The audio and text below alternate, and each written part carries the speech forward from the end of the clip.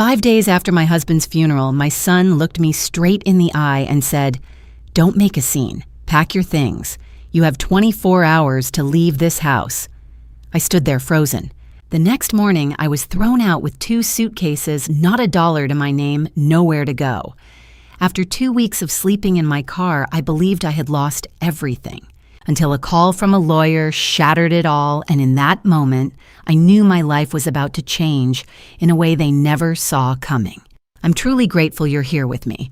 Before we continue, tell me, where are you watching from right now? I'd love to know who's listening to this story. Also, a quick note, parts of this story have been slightly fictionalized to enhance the experience and its message. Any similarities to real people or places are purely coincidental, but what it teaches may stay with you. I never imagined that losing my husband would be the second worst thing that happened to me that week. It was the 5th day after we buried Thomas when I finally forced myself to walk back into our bedroom. Our bedroom. I still couldn't call it mine alone. The door had stayed closed since that morning, the morning I found him lying there, his hand still warm against mine, his wedding ring catching the early light through the curtains. I'd been sleeping on the couch downstairs wrapped in one of his old jackets because the idea of crawling into that bed without him felt like surrendering to a world I didn't recognize. But that afternoon I made myself open the door. I needed to fold his clothes. I needed to do something with my hands, something that felt like caring for him one last time. The gray sweater was still draped over the armchair by the window, exactly where he'd left it the night before his heart gave out. I picked it up slowly, pressing the soft wool to my face. It still smelled like him, like coffee and Old Spice and 30 years of marriage. My hands shook as I folded it, matching corner to corner the way he always liked. Thomas was particular about his sweaters. He said a well-folded sweater lasted longer, and he was always thinking about the long run. He'd planned everything carefully, our mortgage, our retirement, even the small vegetable garden in the backyard.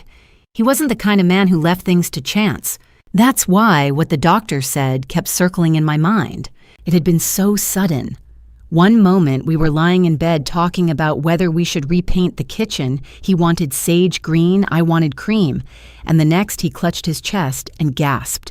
I called for help, my voice breaking as I held his hand, but by the time the ambulance arrived, he was gone.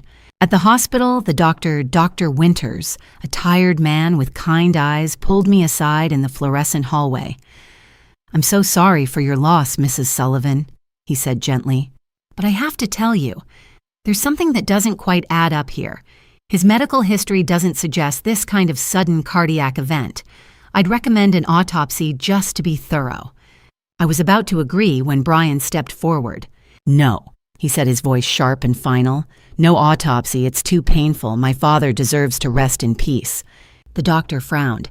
"Mr. Sullivan, I understand this is difficult, but—" I said no. Brian's jaw tightened. He was the closest living relative besides me, and legally he had the right to refuse. He turned to me, his eyes flat. "Mom, you don't want that, do you? You don't want them doing that to Dad?" I opened my mouth, but no words came. I was drowning in grief, barely holding myself upright. I just shook my head, too numb to argue. Dr. Winters gave me a long, searching look before he finally nodded. "All right, I'll note the family's wishes." But I could see the doubt in his eyes. The funeral was 3 days later. Brian paid for everything, the casket, the flowers, the reception at the church hall. I didn't know where the money came from. When I asked, he just waved me off. "Don't worry about it, Mom. I've got it covered." But the way he said it, so smooth, so dismissive, made my stomach twist. The service was beautiful, or at least that's what people kept telling me. I barely remember it. I stood at the front of the church in my black dress, staring at the closed casket, and it felt like I was watching someone else's life.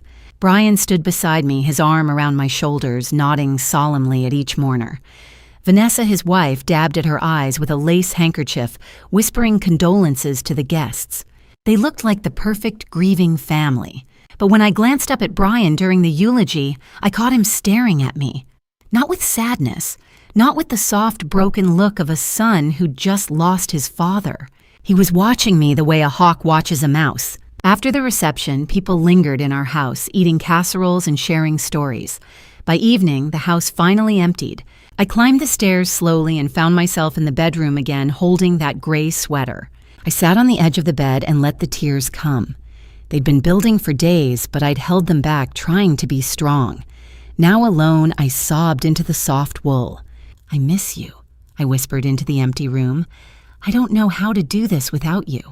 The door creaked open behind me. I wiped my eyes quickly and turned. Brian stood in the doorway, his hands in his pockets. He wasn't wearing the somber expression from the funeral anymore. His face was calm, almost cold. "Hey, Mom," he said, his voice flat. "Brian," I tried to smile. "I didn't hear you come in." "Vanessa and I never left," he said, stepping into the room. "We need to talk." Something in his tone made my chest tighten.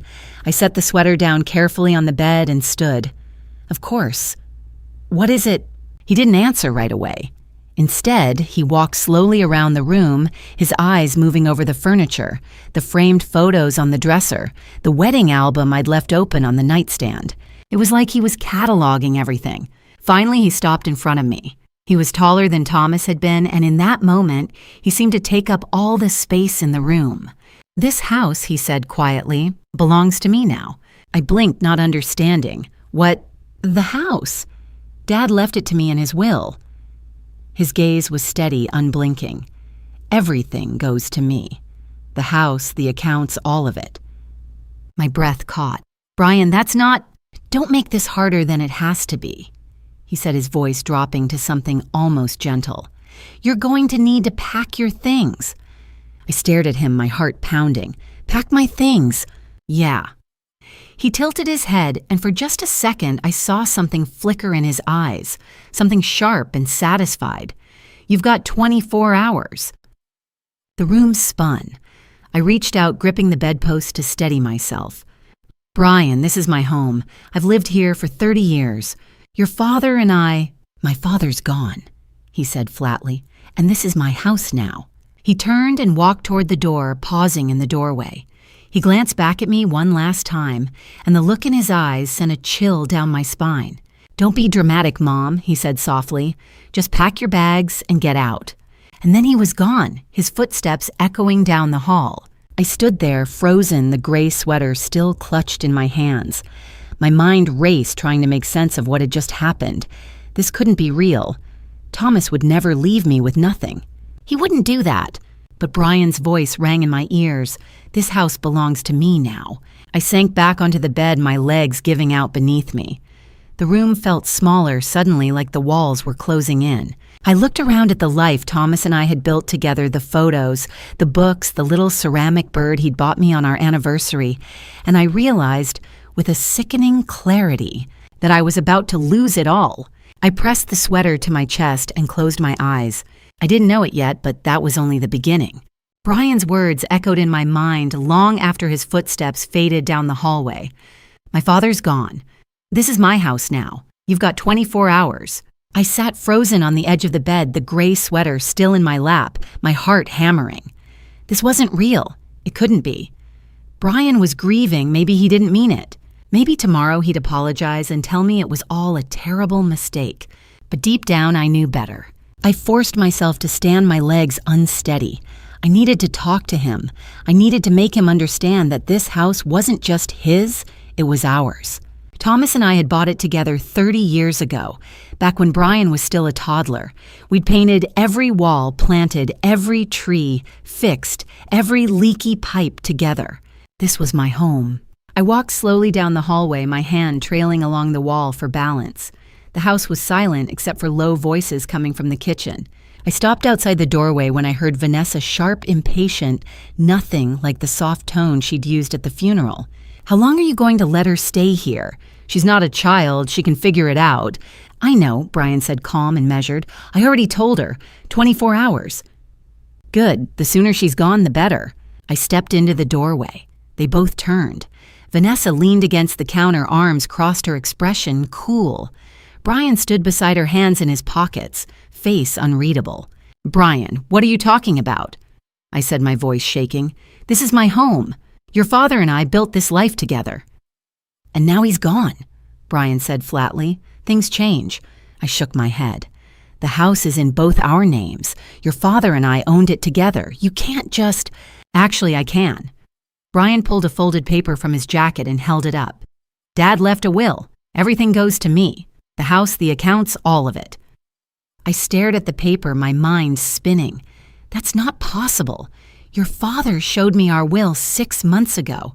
We were leaving the house to both of us with provisions for you after... I stopped the words catching. After we were both gone. Plans change, Brian said with a shrug. Dad must have updated it. When? I demanded. When would he have done that? Brian's eyes flickered just for a second. I don't know, Mom. Maybe he didn't tell you because he knew you'd react like this. React like this! I stepped closer, hands trembling. Brian, your father would never leave me with nothing. Vanessa let out a sharp laugh. With nothing, please. You have Social Security. That should be enough for a little apartment somewhere. I turned to her, my chest tightening. Vanessa was younger than me by nearly 30 years, with perfectly styled blonde hair and designer clothes. She and Brian had been married for 10 years, but I'd never seen her look at me with anything but disdain. Vanessa, this is between Brian and me, I said quietly. No, it's not. Her voice was cold. Brian shouldn't have to take care of you at his age. You're a grown woman. I am taking care of myself, I said, my voice breaking. This is my house. I've lived here for 30 years. I raised my children here. I buried my husband 5 days ago, and now you're telling me I have to leave. Yes, Brian said simply. You do. I looked at him, really looked at him, and I didn't recognize the man standing there. This wasn't the boy who used to climb into my lap when he had nightmares. This wasn't the teenager who'd cried on my shoulder when his first girlfriend broke his heart. This was someone else, someone cold. Brian. I whispered, tears stinging my eyes. Please, I'm your mother, and this is my house, he said, his tone final. You have until tomorrow night. If you're not out by then, I'll have the locks changed. Vanessa pushed off the counter and walked toward me, stopping a few feet away. She tilted her head, her lips curving into something that might have been a smile if it hadn't been so sharp.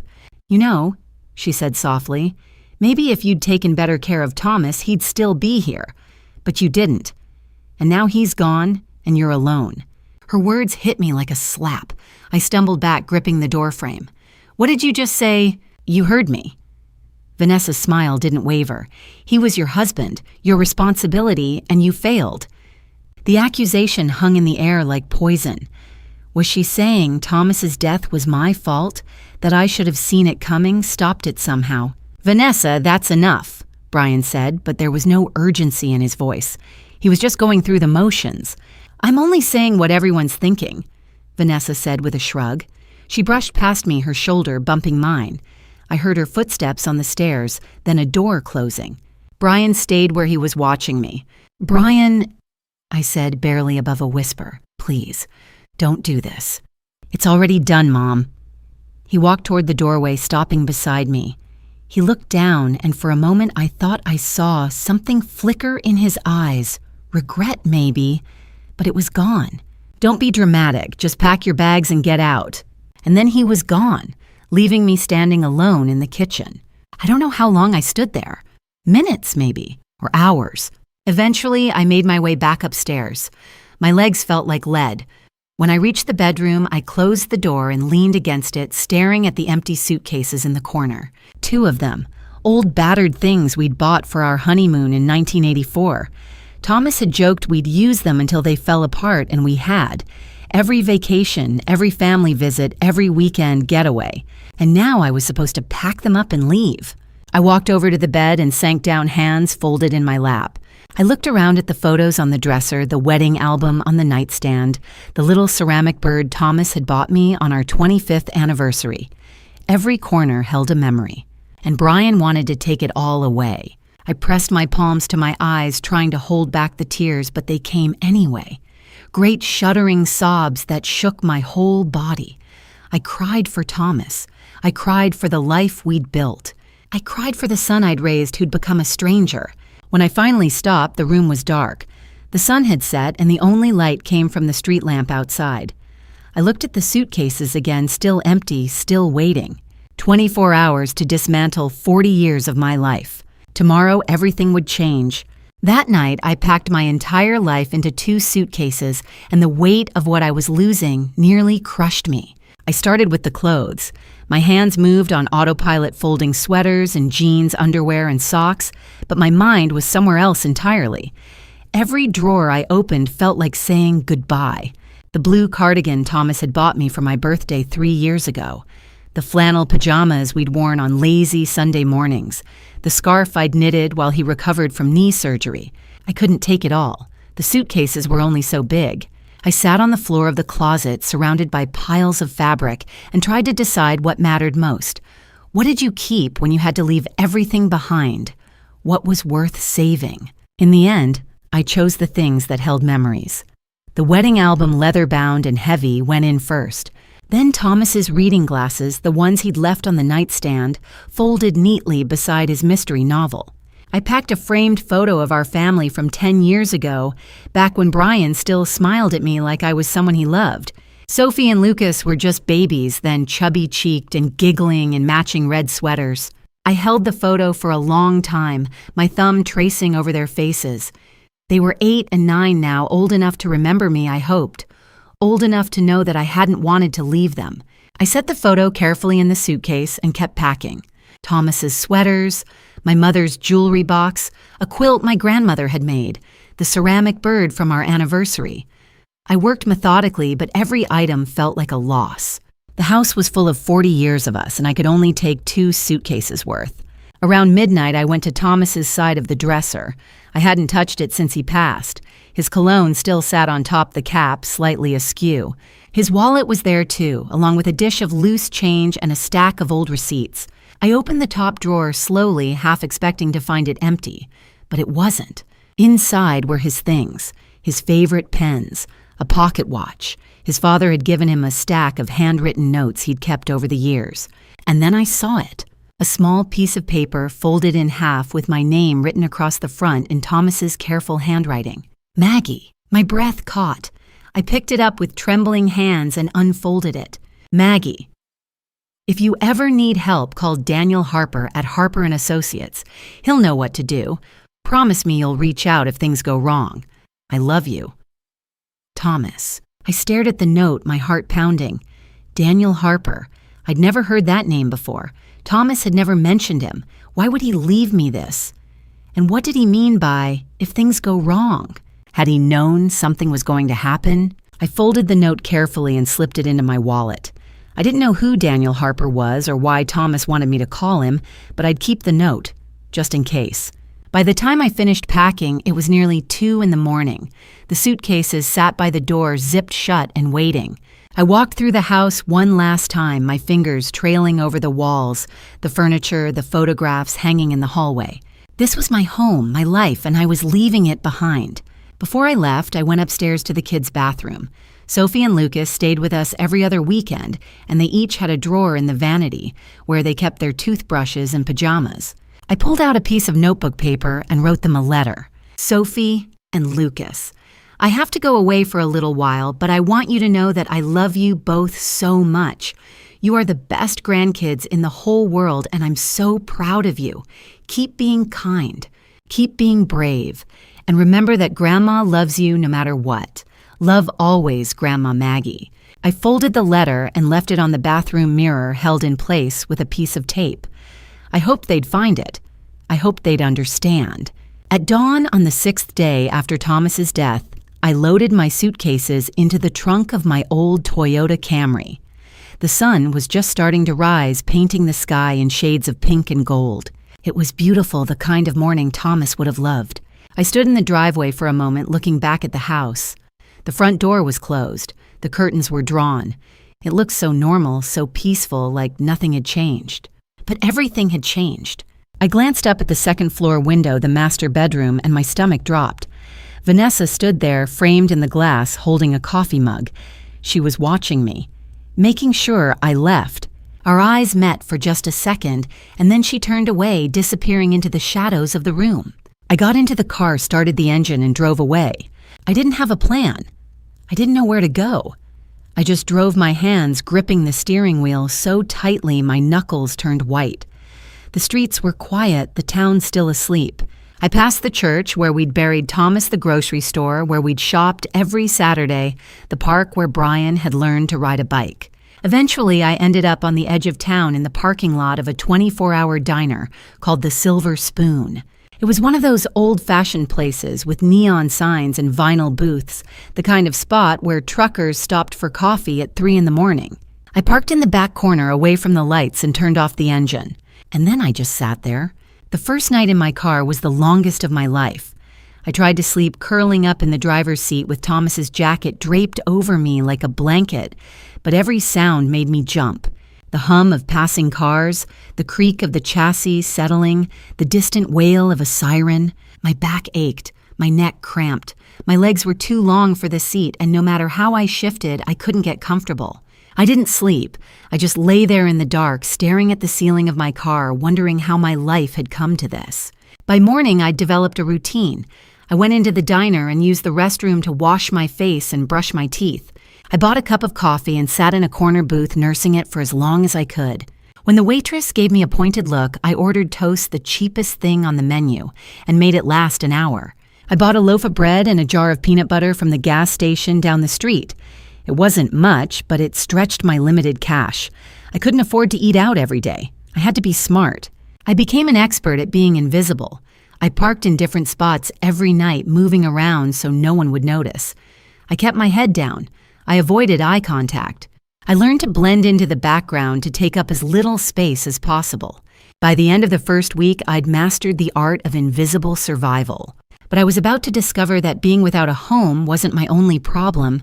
They had started spreading lies about me, and soon everyone I knew would look right through me as if I didn't exist. By the second week, I realized that being without a home wasn't the worst thing that could happen to you.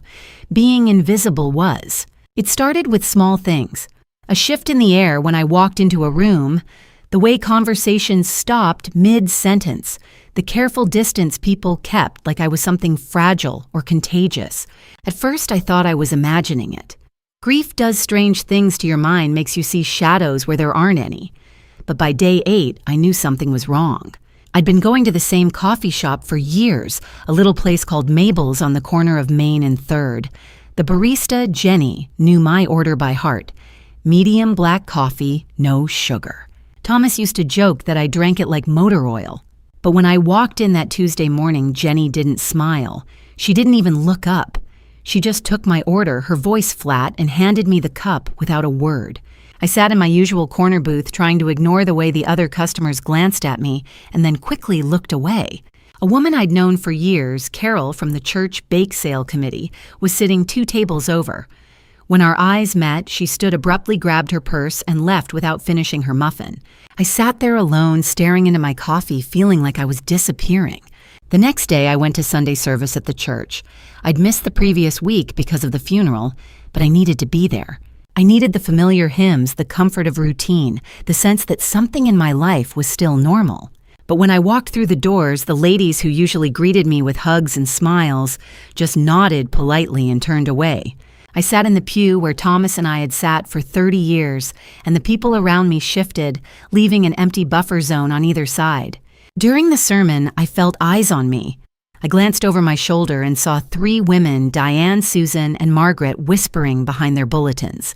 When they noticed me looking, they stopped their faces carefully blank. After the service, I tried to talk to Diane. We'd been friends for years. Our kids had played together. She'd brought me casseroles after Thomas passed. "Diane," I said, reaching out to touch her arm. "How are you?"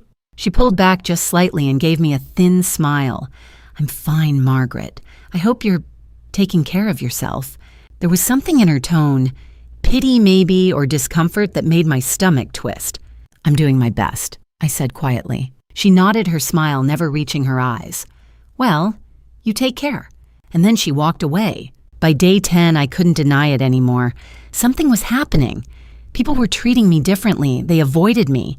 They looked at me with suspicion, or worse, with pity.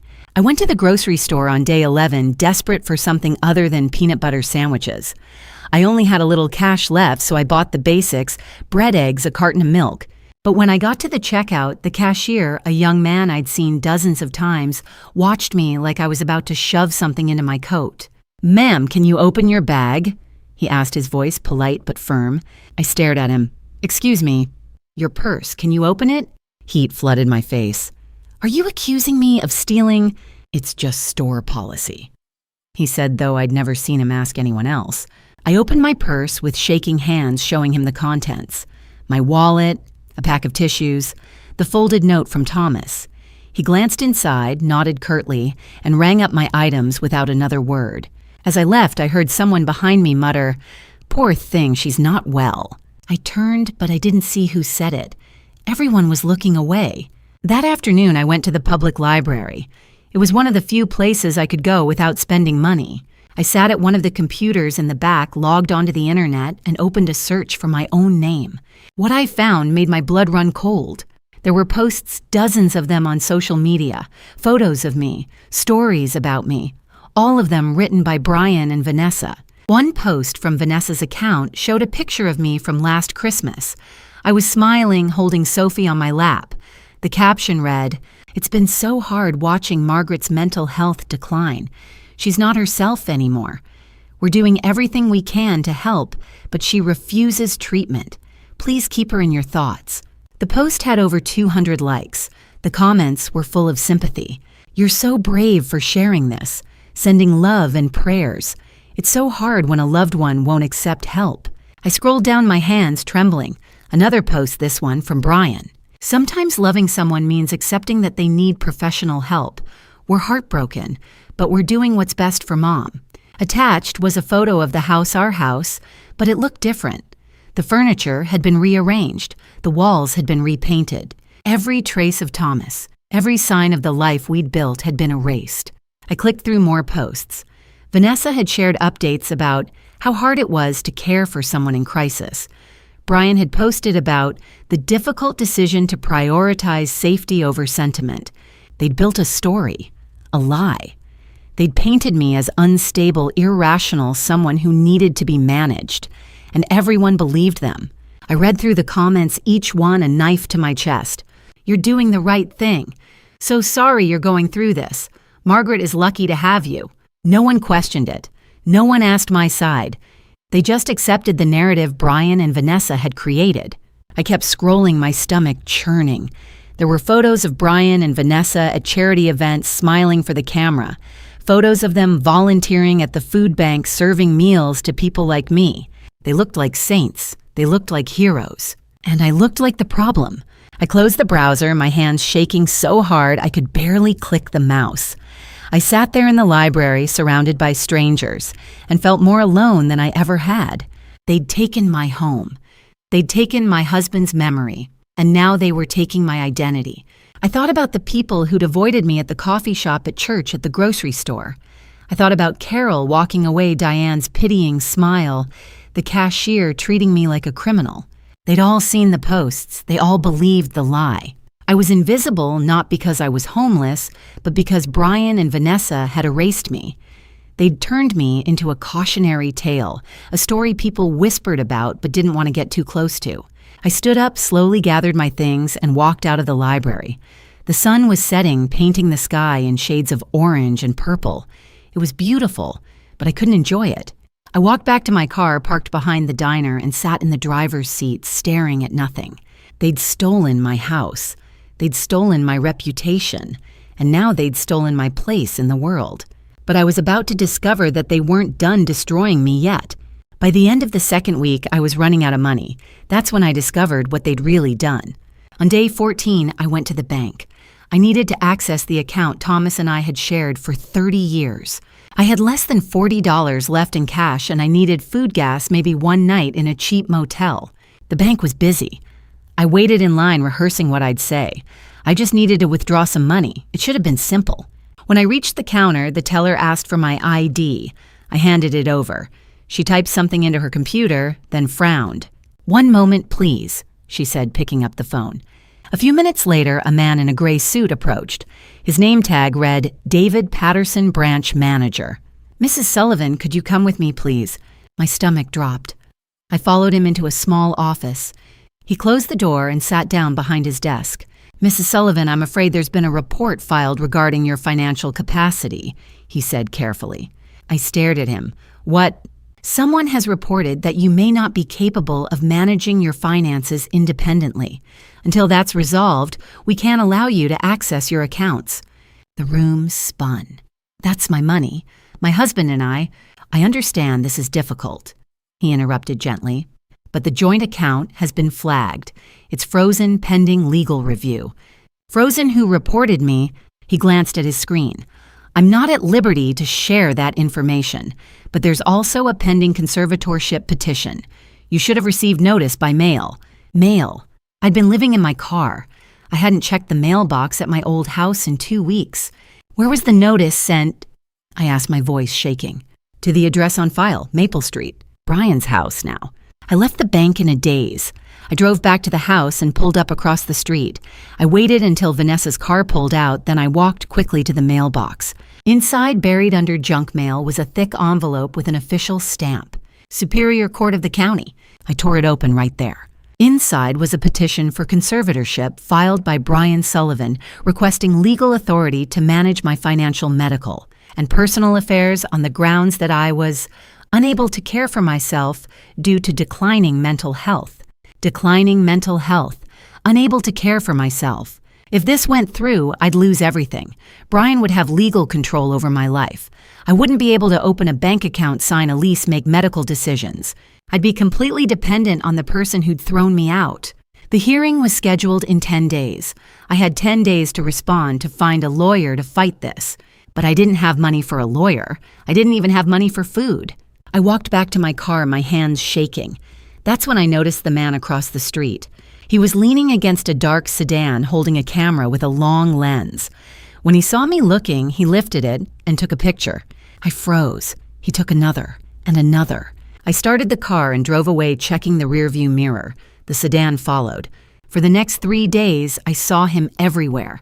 At the diner parking lot, outside the library, parked down the street from the grocery store. Always watching, always taking pictures. A private investigator.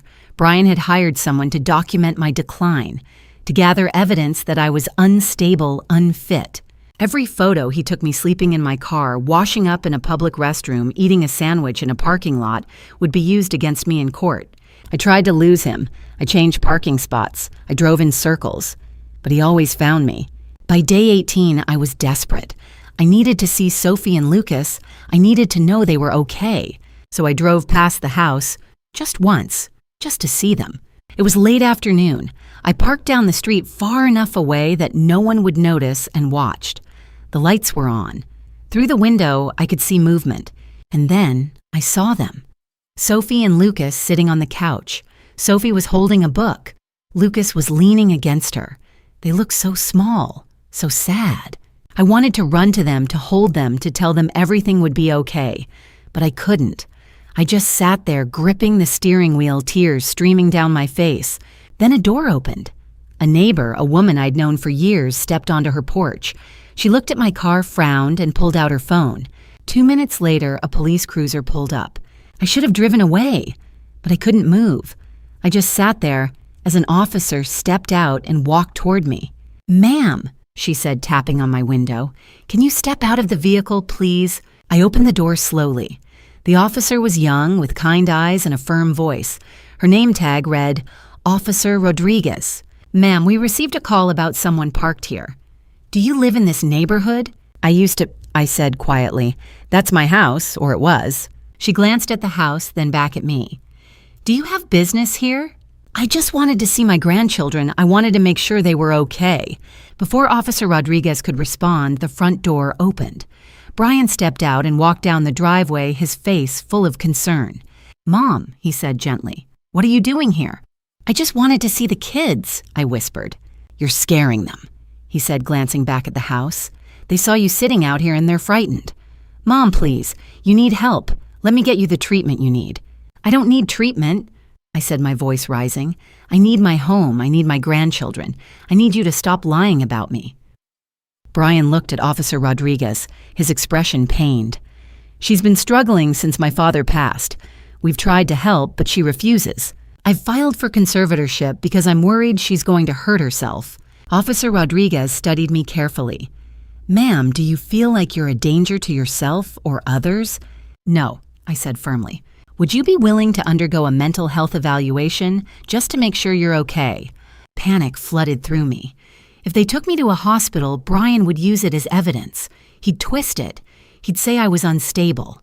"I'm fine," I said, backing toward my car. "I'm leaving." "Ma'am, please." I got into the car, started the engine, and drove away. My hands were shaking so hard I could barely steer. In the rearview mirror, I saw Brian standing in the driveway talking to Officer Rodriguez, his face full of false concern. I was trapped in a nightmare, no home, no money, no reputation, and now my own son was trying to have me declared incompetent. But the worst was still ahead. On the 18th day of living in my car, someone finally showed me kindness. Or so I thought. I was sitting in my usual corner booth at the diner, nursing a cup of coffee I'd been stretching for 2 hours, when a woman approached my table. She was maybe 50, with graying hair pulled back in a bun and a soft, concerned smile. "Excuse me," she said gently. "I don't mean to intrude, but I work at a shelter for women. We have a bed available tonight if you need a safe place to stay." I looked up at her, startled. A bed. A real bed. Not the cramped driver's seat of my car, not the aching back and stiff neck I'd woken up with every morning for 2 weeks. "Really?" I said, my voice breaking. "Really?" She handed me a slip of paper with an address written on it. "Just put this into your GPS. We're open until 9 tonight. There's a hot meal, a shower, and a safe place to sleep. No questions asked." Tears pricked my eyes. "Thank you," I whispered. "Thank you so much." She squeezed my shoulder gently and walked away. I sat there for a moment, staring at the address. Maybe things were finally turning around. Maybe someone out there still saw me as a human being, not just a problem to avoid. I paid for my coffee with the last few dollars in my wallet and walked out to my car. The sun was setting, painting the sky in shades of pink and orange. I typed the address into my phone and started driving. The GPS led me out of town down a 2-lane highway I didn't recognize. The buildings grew sparser, the streetlights fewer. I frowned, checking the directions again. Surely a women's shelter would be in town near services, near people. But the GPS kept guiding me forward.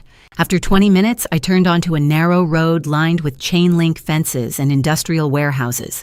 The area was dark, quiet, abandoned. There were no lights, no signs, no indication that anyone lived or worked here. My stomach twisted. This didn't feel right. The GPS announced, "You have arrived at your destination." I looked around. There was nothing here. Just empty parking lots, rusted machinery, and shadows. Too late, I realized my mistake. This wasn't a shelter, it was a trap. I reached for the gear shift to reverse, but before I could move, 2 figures stepped out from the darkness. They were wearing masks, black ski masks that covered their faces completely. One was tall and broad-shouldered, the other was smaller, slimmer. I locked the doors, my heart pounding. The taller figure walked around to my side and tried the handle. When it didn't open, he slammed his fist against the window. "Get out," he said, his voice muffled by the mask. "No," I said, my voice shaking. "Leave me alone." He pulled something from his pocket, a heavy flashlight, and smashed it against the window. The glass cracked, but didn't shatter. I fumbled for my phone, trying to dial for help, but the smaller figure appeared on the passenger side, reaching through the cracked window to unlock the door. Before I could stop her, she yanked the door open and grabbed my arm, pulling me out of the car. I screamed, twisting away, but the taller figure grabbed me from behind his hands, gripping my shoulders. "No," I shouted, kicking and thrashing. "Let me go!" They dragged me toward the warehouse, toward the machinery and shadows. I fought as hard as I could, but I was 58 years old and they were stronger. My feet scraped against the pavement. My arms ached from pulling against their grip. The taller figure shoved me toward a piece of rusted equipment, some kind of conveyor belt with sharp metal edges. He was trying to make it look like an accident. Like I'd wandered here, fallen, hurt myself. Like no one would question it. I screamed again, louder this time, my voice echoing off the empty buildings. And then, out of nowhere, headlights. A truck roared into the lot, its horn blaring its high beams, flooding the area with light. The 2 figures froze, then let go of me. I fell hard onto the pavement, my knees slamming against the concrete. The truck screeched to a stop and a man jumped out.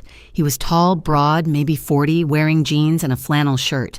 "Hey!" he shouted. "Get away from her!" The two figures hesitated for just a second, then turned and ran, disappearing into the darkness beyond the fence. The man ran over to me, crouching down beside me. "Ma'am, are you okay? Can you hear me?" I nodded, gasping for air. My whole body was shaking. "Jesus," he muttered, looking around. "Someone just tried to hurt you. We need to call the police." "No," I said, quickly grabbing his arm. "No police, please." He frowned. "Ma'am, you were just attacked. You need help." "I can't," I said, tears streaming down my face. "They won't believe me. No one believes me." He studied me for a long moment, then nodded slowly. Okay, but you're hurt. Let me at least take you to the hospital." I didn't have the strength to argue. He helped me to my feet, and I leaned against him as he guided me to his truck. My knees were bleeding, my arms covered in bruises. Everything hurt. "I'm Jake, by the way," he said as he started the truck.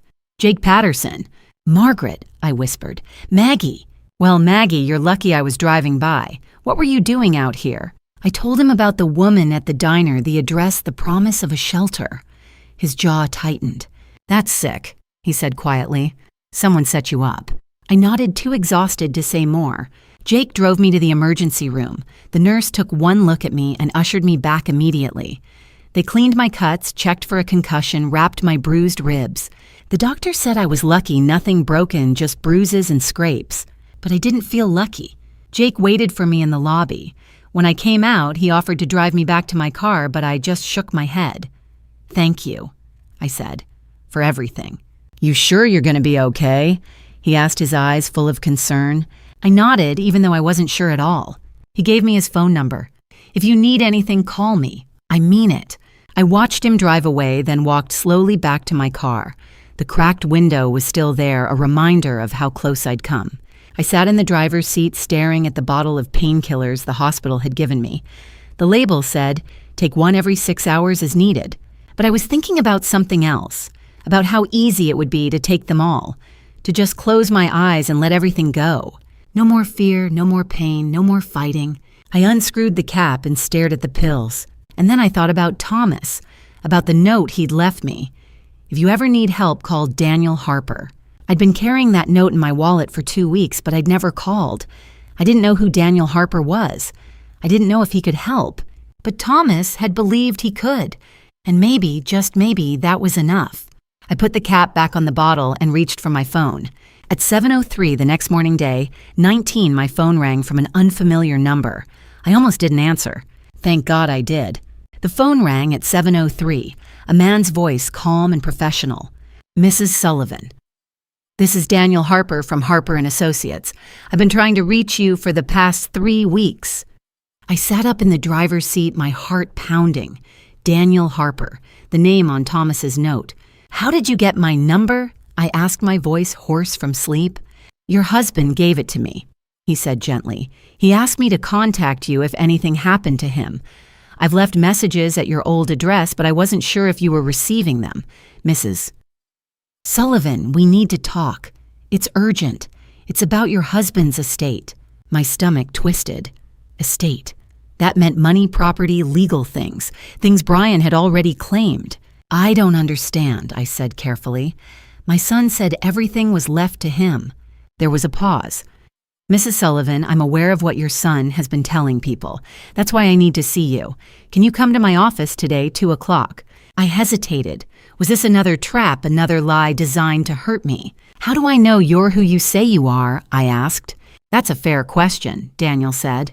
"Your husband anticipated that you'd be afraid. He told me to say this to you, pancakes with way too much vanilla." The phone slipped from my hand. Pancakes with way too much vanilla. It was our private joke. Every Sunday morning, Thomas made pancakes. He always added too much vanilla extract, way more than the recipe called for, because he said it made them taste like happiness. I used to tease him about it, told him he was going to turn our kitchen into a bakery. No one else knew about that. Not Brian, not Vanessa, not our friends, just us. I picked up the phone with shaking hands. "Where's your office?" I whispered. "Morrison Building, downtown. Suite 412, 2 o'clock. Can you make it?" "Yes," I said, tears streaming down my face. "I'll be there." "Good. And Mrs. Sullivan, everything's going to be okay, I promise."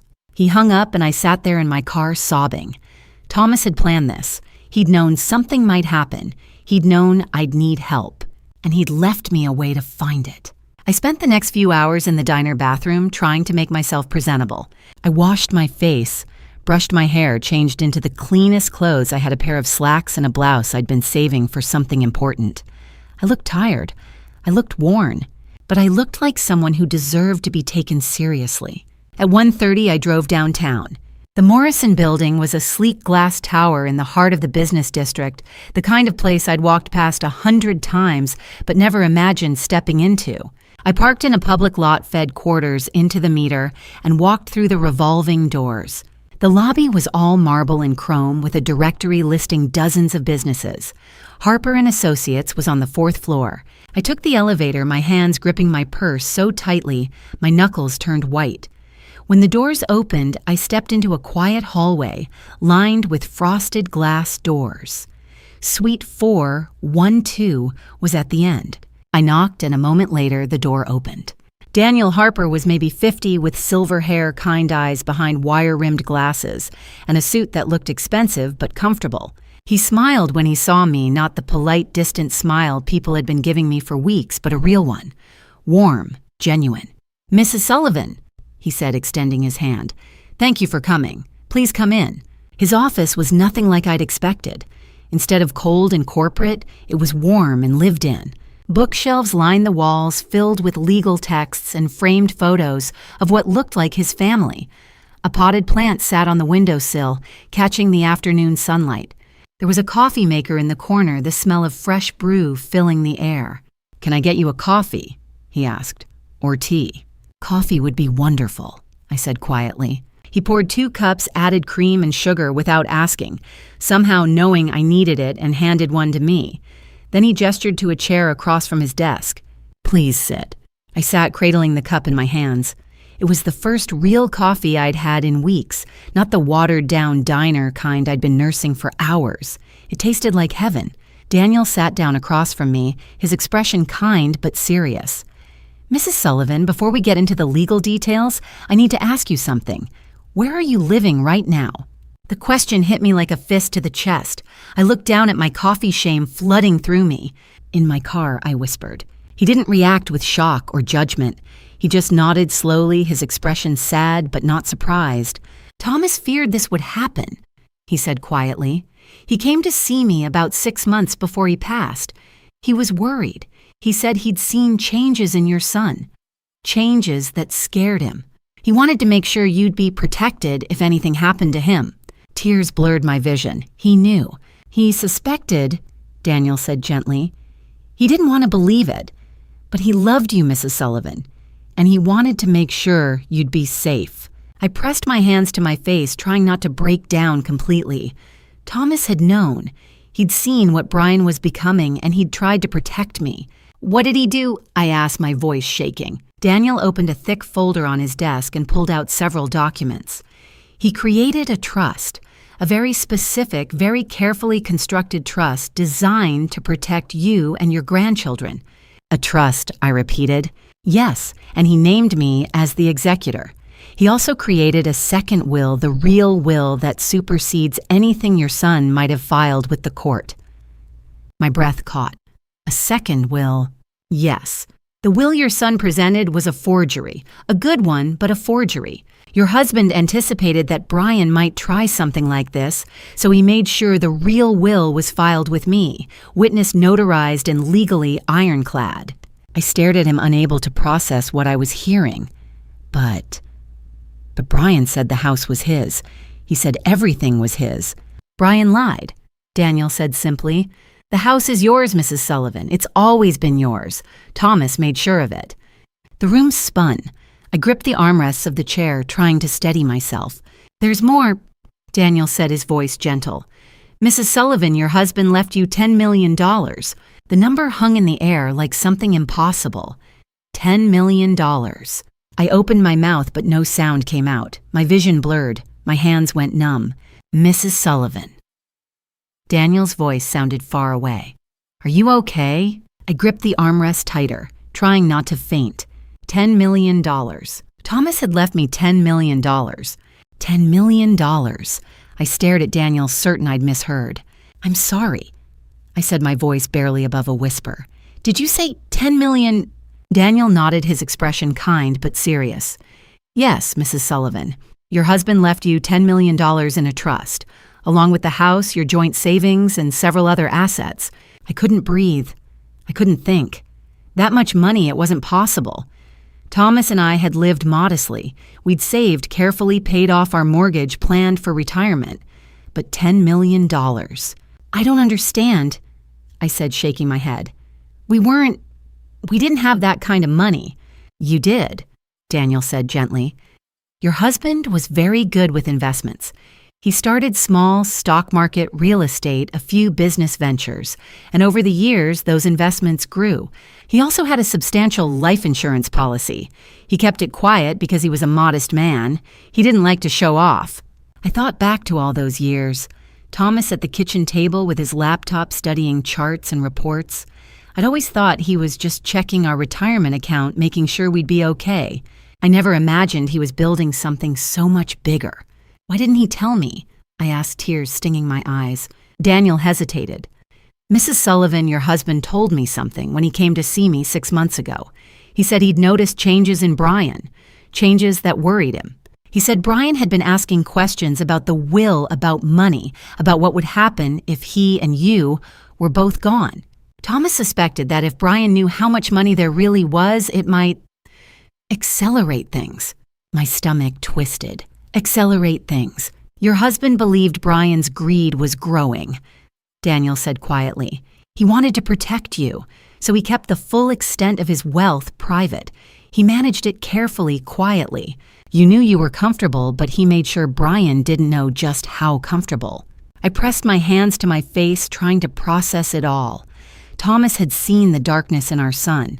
He'd seen it and tried to shield me from it. The house, I said, suddenly looking up. Brian said it was his. He had a will. He showed me. That will is a forgery, Daniel said, his voice firm. A convincing one, but a forgery nonetheless. The house was in joint ownership with right of survivorship. That means when Thomas passed, full ownership transferred to you automatically.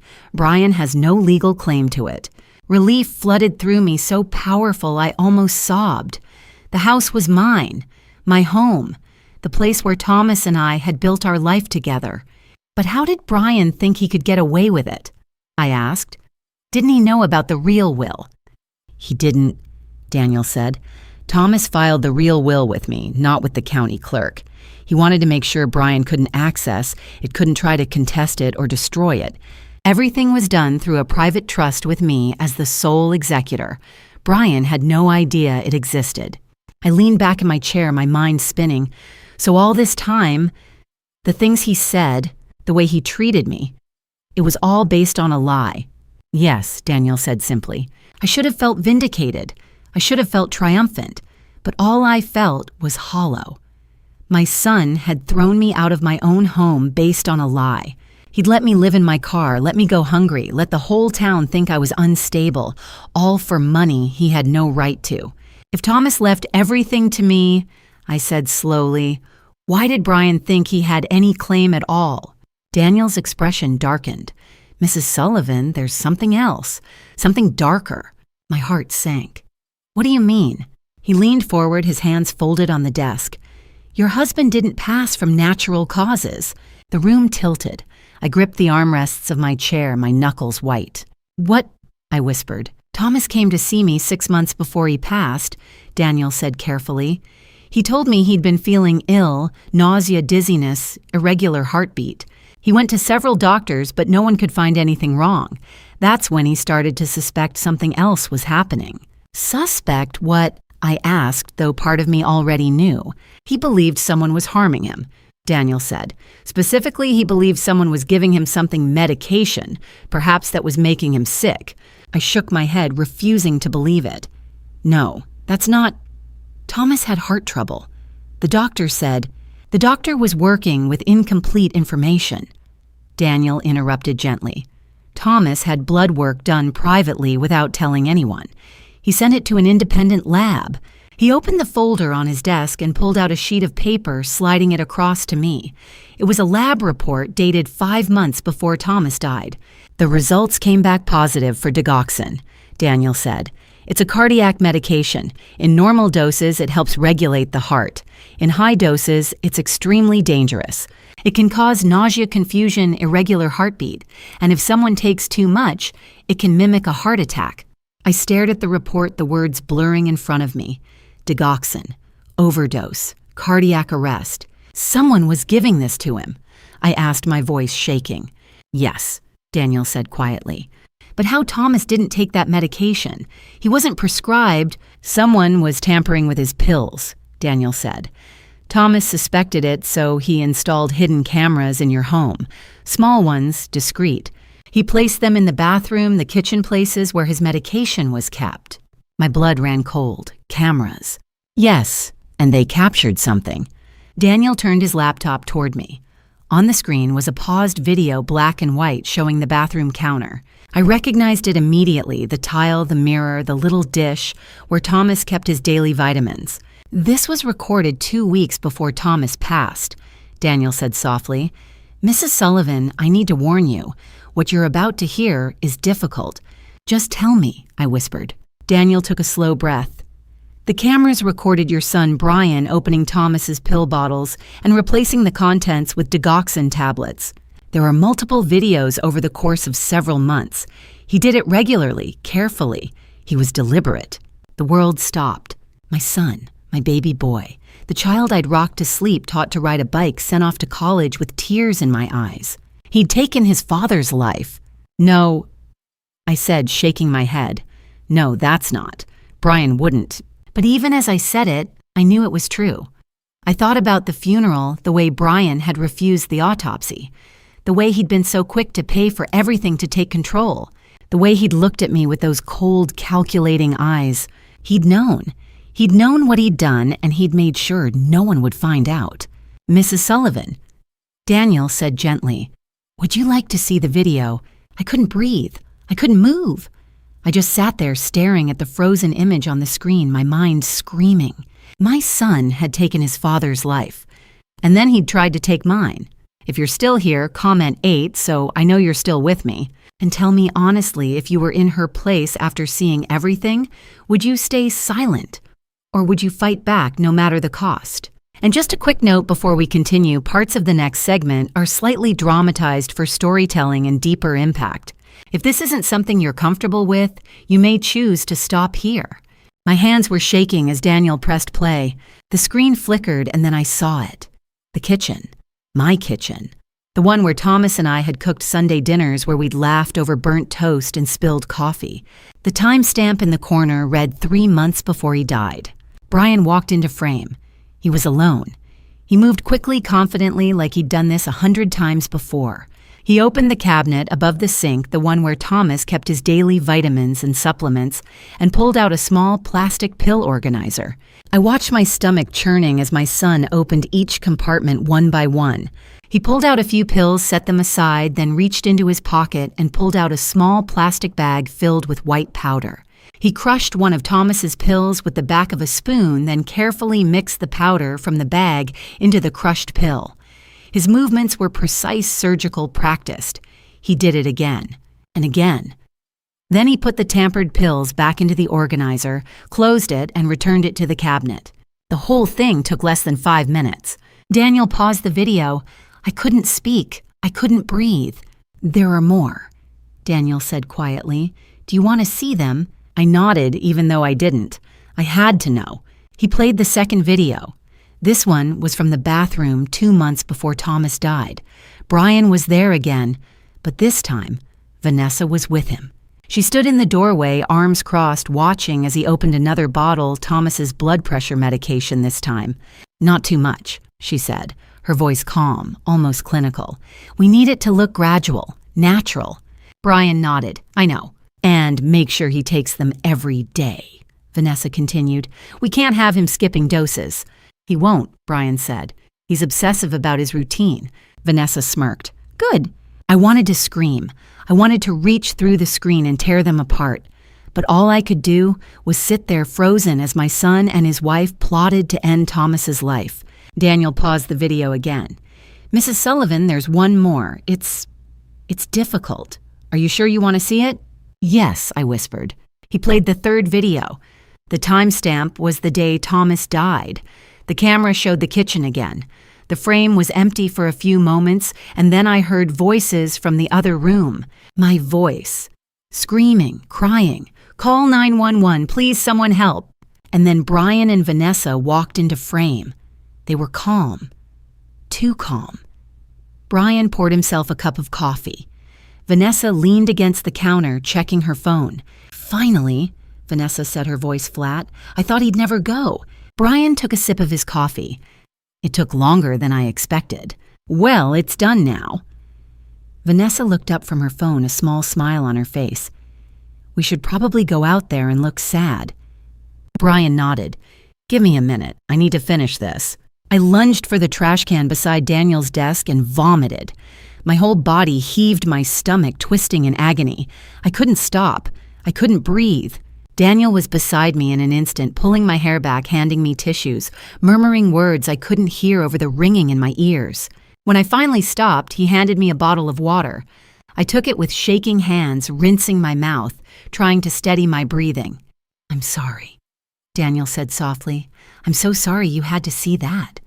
I shook my head, unable to speak. My son, my baby. He'd stood in the kitchen drinking coffee while his father lay dying in the next room. Daniel gave me time. He didn't rush me. He just sat there patient and kind while I tried to pull myself together. Finally, I looked up at him. You said there was more evidence. He nodded. Yes, your husband was very thorough. He knew that videos alone might not be enough, that they could be dismissed as doctored or taken out of context. So he built a case, a legal case that couldn't be ignored. He opened another folder and pulled out a stack of documents. 6 months before he passed, Thomas hired a private investigator named Marcus Webb, Daniel said. Marcus documented everything: Brian's gambling debts, Vanessa's affair, their financial situation. He also tracked the source of the digoxin. The source, I asked. Brian purchased it from a dark web vendor, Daniel explained. He used cryptocurrency and a fake identity, but Marcus was able to trace the transaction. There's a digital trail, receipts, messages, everything. I stared at the documents, my mind struggling to process it all. Brian owed money. $200,000, Daniel said. Gambling debts. He'd been hiding it from Vanessa for years, but eventually she found out. That's when they started planning. $200,000. My son had taken his father's life for money. Thomas also filed a sealed criminal complaint before he died. Daniel continued. It's with the district attorney's office waiting to be unsealed once we have all the evidence compiled. And he included a provision in his will requesting a mandatory autopsy if he passed under suspicious circumstances. But Brian refused the autopsy, I said. He did, which is why Thomas made sure the request was legally binding through the trust. The medical examiner can still order an exhumation based on the evidence we have. I pressed my hands to my face, overwhelmed. Why didn't Thomas go to the police when he first suspected? Why did he wait? Daniel's expression softened. He needed proof. Not just suspicion, but concrete, undeniable evidence. He needed months of footage to demonstrate intent, to show that this wasn't an accident or a mistake, but a deliberate, prolonged attempt to end his life. He also needed documentation that was airtight, that couldn't be dismissed as fabricated. So he kept gathering evidence while building the legal case, knowing that every day that passed was both precious and necessary for justice. Tears streamed down my face. He suffered for 6 months. He knew what they were doing, and he let it happen. He did it to protect you, Daniel said gently. He knew that if he confronted Brian or went to the police too early, Brian might stop, might destroy the evidence, might hurt you. So he endured it. He kept taking the pills, kept letting Brian think he was succeeding, all while recording everything. I thought about Thomas alone in that house with people who wanted him gone, taking poison every day, knowing what it was doing to him. The courage that must have taken. The strength. The videos show that Thomas deliberately left his medication in the same place after installing the cameras, Daniel said quietly. He needed Brian to keep doing it so he could document the ongoing crime. It was the bravest and most painful decision he ever made. I couldn't stop crying. My husband had given his life to make sure justice would be served, to make sure I'd be safe. Thomas spent the last 6 months of his life building a case that can't be broken, Daniel said. Everything is documented. Everything is legally sound. When the time comes, Brian and Vanessa won't be able to lie their way out of this. I looked up at him through my tears. Did Thomas leave a letter for me? Daniel's expression softened. Yes, and it's the most important thing he left you. The envelope was sealed with wax-deep burgundy, pressed with Thomas's old signet ring, the one his grandfather had given him on his 18th birthday. His handwriting was on the front, careful and steady, each letter formed with the precision he'd always brought to important things to my dearest Maggie. Daniel handed it to me across the desk. He wrote this 2 weeks before he passed, he said quietly. He gave it to me in a sealed envelope and made me promise I'd give it to you when the time was right. He said you'd know when you needed it most. My hands trembled as I took it. The paper felt heavy, substantial, like it carried the weight of everything Thomas had left unsaid. I stared at his handwriting, so familiar, so achingly his, and for a moment I couldn't breathe. Take your time, Daniel said gently. I'll be right here. I slid my finger under the wax seal, breaking it carefully. The seal cracked cleanly, and I pulled out the letter. The paper was thick, expensive, the kind Thomas used for important correspondence. His handwriting filled the page, neat, precise, unmistakably his. I took a breath and began to read. My dearest Maggie, if you're reading this, I'm gone, but not in the way they told you. I stopped, my heart clenching. Not in the way they told me, I already knew what that meant, but seeing it in Thomas's handwriting made it real in a way nothing else had. Our son killed me. I know that sounds impossible. I know you'll want to deny it to tell yourself I'm wrong, but I'm not. My vision blurred. I pressed my hand to my mouth, forcing myself to keep reading. I couldn't tell you while I was alive. I couldn't let you live those months in fear, watching me die slowly and knowing why. I couldn't put that burden on you. Please forgive me for keeping this from you. It was the hardest decision I've ever made. Oh, Thomas, I whispered, tears streaming down my face. He'd carried this alone. He'd known he was being taken from me, and he'd chosen to suffer in silence so I wouldn't have to. By now, Daniel has shown you the evidence. The videos, the lab results, the recordings. You've seen what Brian and Vanessa did. You know the truth. I've made sure you're protected. The money, the house, the legal case, everything you need is in place. Daniel will guide you through it. Trust him. I did. Brian will reveal who he truly is. When he does, you'll be ready. I paused, wiping my eyes. Thomas had thought of everything.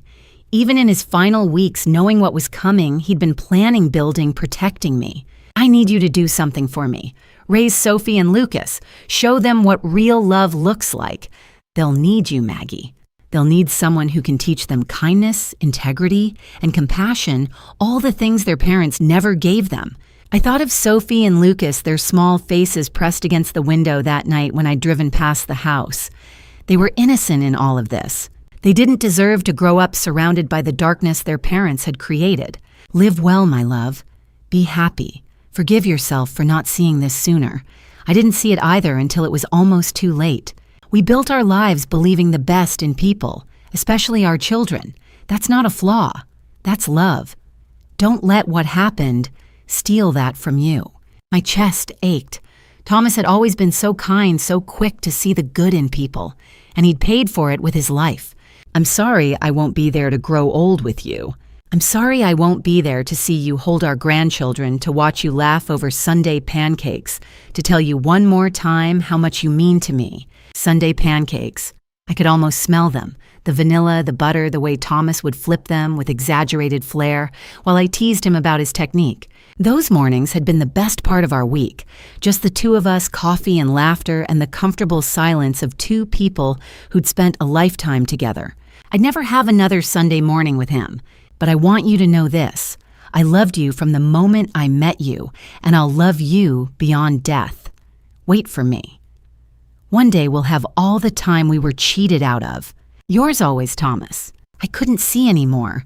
The tears came in waves, great shuddering sobs that shook my whole body. I pressed the letter to my chest, clutching it like it was the last piece of Thomas I had left. He'd loved me. He'd loved me so much that he'd endured 6 months of slow agony to make sure I'd be safe. He'd loved me enough to let himself be taken, knowing I'd survive because he'd prepared the way. I cried for him. I cried for the pain he'd suffered in silence, for the fear he must have felt, for the loneliness of knowing what was happening and not being able to stop it. I cried for the life we'd built, for the future we'd never have, for all the Sunday mornings we'd been cheated out of. Daniel didn't say anything. He just sat there, patient and kind, letting me grieve. At some point, he slid a box of tissues across the desk. I took one, then another, but the tears kept coming.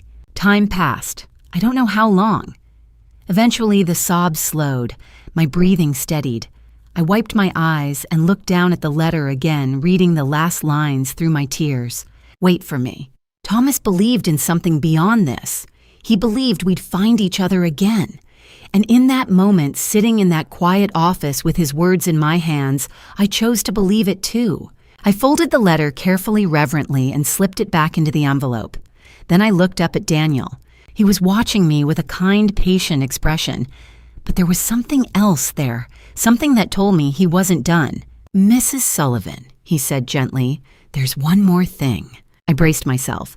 After everything I'd learned today, I wasn't sure I could handle more, but I nodded. "Your daughter-in-law attempted to seduce me." Daniel said, his tone careful and professional. I blinked, startled out of my grief. "What?" "It happened about 3 weeks ago," Daniel continued. "She came to this office. She told me she was worried about you, that Brian was concerned about your mental health, and she asked if there was anything in Thomas's estate that might help the family. She was fishing for information." My stomach twisted. Vanessa had come here, to Daniel. While I was living in my car while she and Brian were spreading lies about me, she'd been trying to manipulate Thomas's lawyer. "She tried to get close to me," Daniel said. "She was very direct. She made it clear that she was willing to do whatever it took to find out what was in the will. She suggested we meet outside the office. She touched my hand. She leaned in close. She made her intentions obvious." I felt sick. "What did you do?" "I did exactly what your husband told me to do," Daniel said. "Thomas predicted she'd try something like this. He said Vanessa was ambitious, calculating, and that she'd see me as a potential weakness in the plan. He asked me to document everything, every conversation, every interaction. He wanted to make sure that when the time came, we'd have proof not just of the crime itself, but of the intent behind it." He opened a drawer in his desk and pulled out a small digital recorder. "I recorded every meeting," he said. "Vanessa doesn't know, but everything she said, every lie, every manipulation, every attempt to compromise the estate is documented. Your husband predicted she'd come, and he was right." I stared at Daniel. Vanessa had tried to seduce him, and Thomas had known she would. "I don't understand," I said, my voice shaking. "How could Thomas have predicted that?" Daniel leaned back in his chair, his expression calm but serious. "Your husband was an extraordinarily perceptive man, Mrs. Sullivan. He'd been watching Brian and Vanessa for months before he came to see me. He saw the way they looked at him, not with love, but with calculation. He saw the way Vanessa manipulated situations to get what she wanted, and he knew that once he was gone, she'd try to find out what was in the will." He paused, then continued. "About 3 weeks ago, right after Thomas passed, Vanessa accidentally ran into me at a coffee shop downtown. She said she was worried about you, that Brian was concerned about your mental state, and she wondered if there was anything she could do to help. It seemed innocent at first." "But it wasn't," I said quietly. "No," Daniel said. "Over the next few meetings, she escalated. She started touching my hand when we talked. She leaned in close. She suggested we meet outside the office somewhere more private. She made it very clear that she was willing to offer me incentives in exchange for information about the estate." My stomach turned. "She tried to use you." "She tried," Daniel agreed, "but your husband had already prepared me for it. 6 months before he passed, when he first came to see me, right when he started feeling ill, he told me exactly what to do. He said, 'Let her think she can manipulate you. Record everything. She'll reveal herself.' I pressed my hand to my mouth. Thomas had thought of everything. Even this. I did exactly what he asked, Daniel said. I met with Vanessa. I pretended to be interested. I let her think she was winning me over, and I recorded every conversation, video and audio. She doesn't know. She thinks I'm just another man she can control. He reached for his laptop and turned it toward me. Mrs. Sullivan, what I'm about to show you is difficult, but you need to see it. You need to understand just how calculating your daughter-in-law is. I nodded, bracing myself. Daniel pressed play. The screen showed a restaurant somewhere upscale, dimly lit. Daniel sat across from Vanessa. She was smiling, leaning forward, her hand resting on his arm. So, Vanessa said, her voice smooth, what exactly did Thomas leave behind? I can't discuss the specifics, Daniel said carefully. Attorney-client privilege. Vanessa pouted. Not even a hint. I mean, Brian and I are just trying to make sure Margaret is taken care of. She's not, well, you know, she's not stable. I understand your concern, Daniel said. Good. Vanessa's smile widened. She moved her hand to his, her fingers tracing small circles. You know, Daniel, you've been so helpful. I really appreciate it. Maybe we could meet somewhere more comfortable next time. Daniel didn't pull away. Maybe. Vanessa leaned closer. Between you and me, Thomas was so paranoid at the end. He thought Brian was trying to hurt him. Can you imagine Brian loved his father? Did he? Daniel asked. Vanessa laughed, a light, careless sound. Of course. I mean, Brian was a little clumsy with the medication adjustments, but I had to step in and handle it myself. Thomas never even noticed. I froze. Clumsy with the medication adjustments. Daniel paused the video and looked at me. She just confessed, he said quietly. She admitted to tampering with Thomas's medication. I couldn't speak. I just stared at the screen at Vanessa's smiling face. There's more, Daniel said. He played another clip. This one was from a different meeting a week later. Vanessa was more relaxed now, more confident. She sipped her wine and leaned back in her chair. You know, she said, I'm glad the old fool is gone. He was holding everyone back. Brian and I have plans, real plans. With the money from the estate, we can finally live the way we deserve. Thomas never suspected, Daniel asked. Not a thing, Vanessa said, grinning. He was so trusting, so naive. He thought we loved him. She laughed. It's almost sad. I felt like I was going to be sick. Daniel played one more clip. This one was recent, just a few days ago. What about Margaret? Daniel asked. Vanessa waved a hand dismissively. She's living in her car. Pathetic, really. Accidents happen to people like that. Someone might run her off the road. Someone might find her in the wrong place at the wrong time. She smiled coldly. Brian and I just need to be patient. I gasped. She'd been planning to hurt me, to have me taken out of the picture permanently. Daniel closed the laptop. Your husband knew she'd reveal herself if given the opportunity, and he was right. I sat there trembling. Vanessa had confessed everything. The tampering, the murder, the plan to get rid of me, all of it captured on camera. What do we do now? I asked, my voice barely above a whisper. Now, Daniel said, standing. We bring in the authorities. He picked up his phone and dialed. Detective Carter, it's Daniel Harper. I have something you need to see. Can you meet me at the precinct in an hour? Yes, it's about the Sullivan case. Trust me, you'll want to hear this. An hour later, we were sitting in a conference room at the police station. Detective James Carter sat across from us, a man in his mid-40s, with sharp eyes and a no-nonsense demeanor. Beside him was Prosecutor Michael Grant, a silver-haired man in an expensive suit who looked like he'd spent his entire career winning cases. Daniel had brought everything. The videos, the audio recordings, the lab reports, the cameras from the house. He laid it all out methodically, piece by piece. Carter and Grant watched in silence. When the video of Vanessa's confession finished, Carter leaned back in his chair and let out a low whistle. This is the most airtight murder case I've ever seen, he said, looking at me. Mrs. Sullivan, your husband was a genius. He built this case piece by piece, knowing we'd need every single detail to make it stick. Can you arrest them? I asked. Absolutely, Grant said. But we need to do this carefully. We'll need to exhume Thomas's body to confirm the poisoning. That'll take a day or two. And we'll want one more recorded confession from Vanessa, something we can use in court that's beyond any shadow of doubt. How? I asked. We'll set up another meeting, Daniel said. I'll tell Vanessa I have information about the estate, something big. She'll come, and this time the police will be watching. Carter nodded. We'll arrest both of them simultaneously. Brian at the house, Vanessa at the meeting. We don't want to give either of them a chance to run or destroy evidence. Grant pulled out a calendar.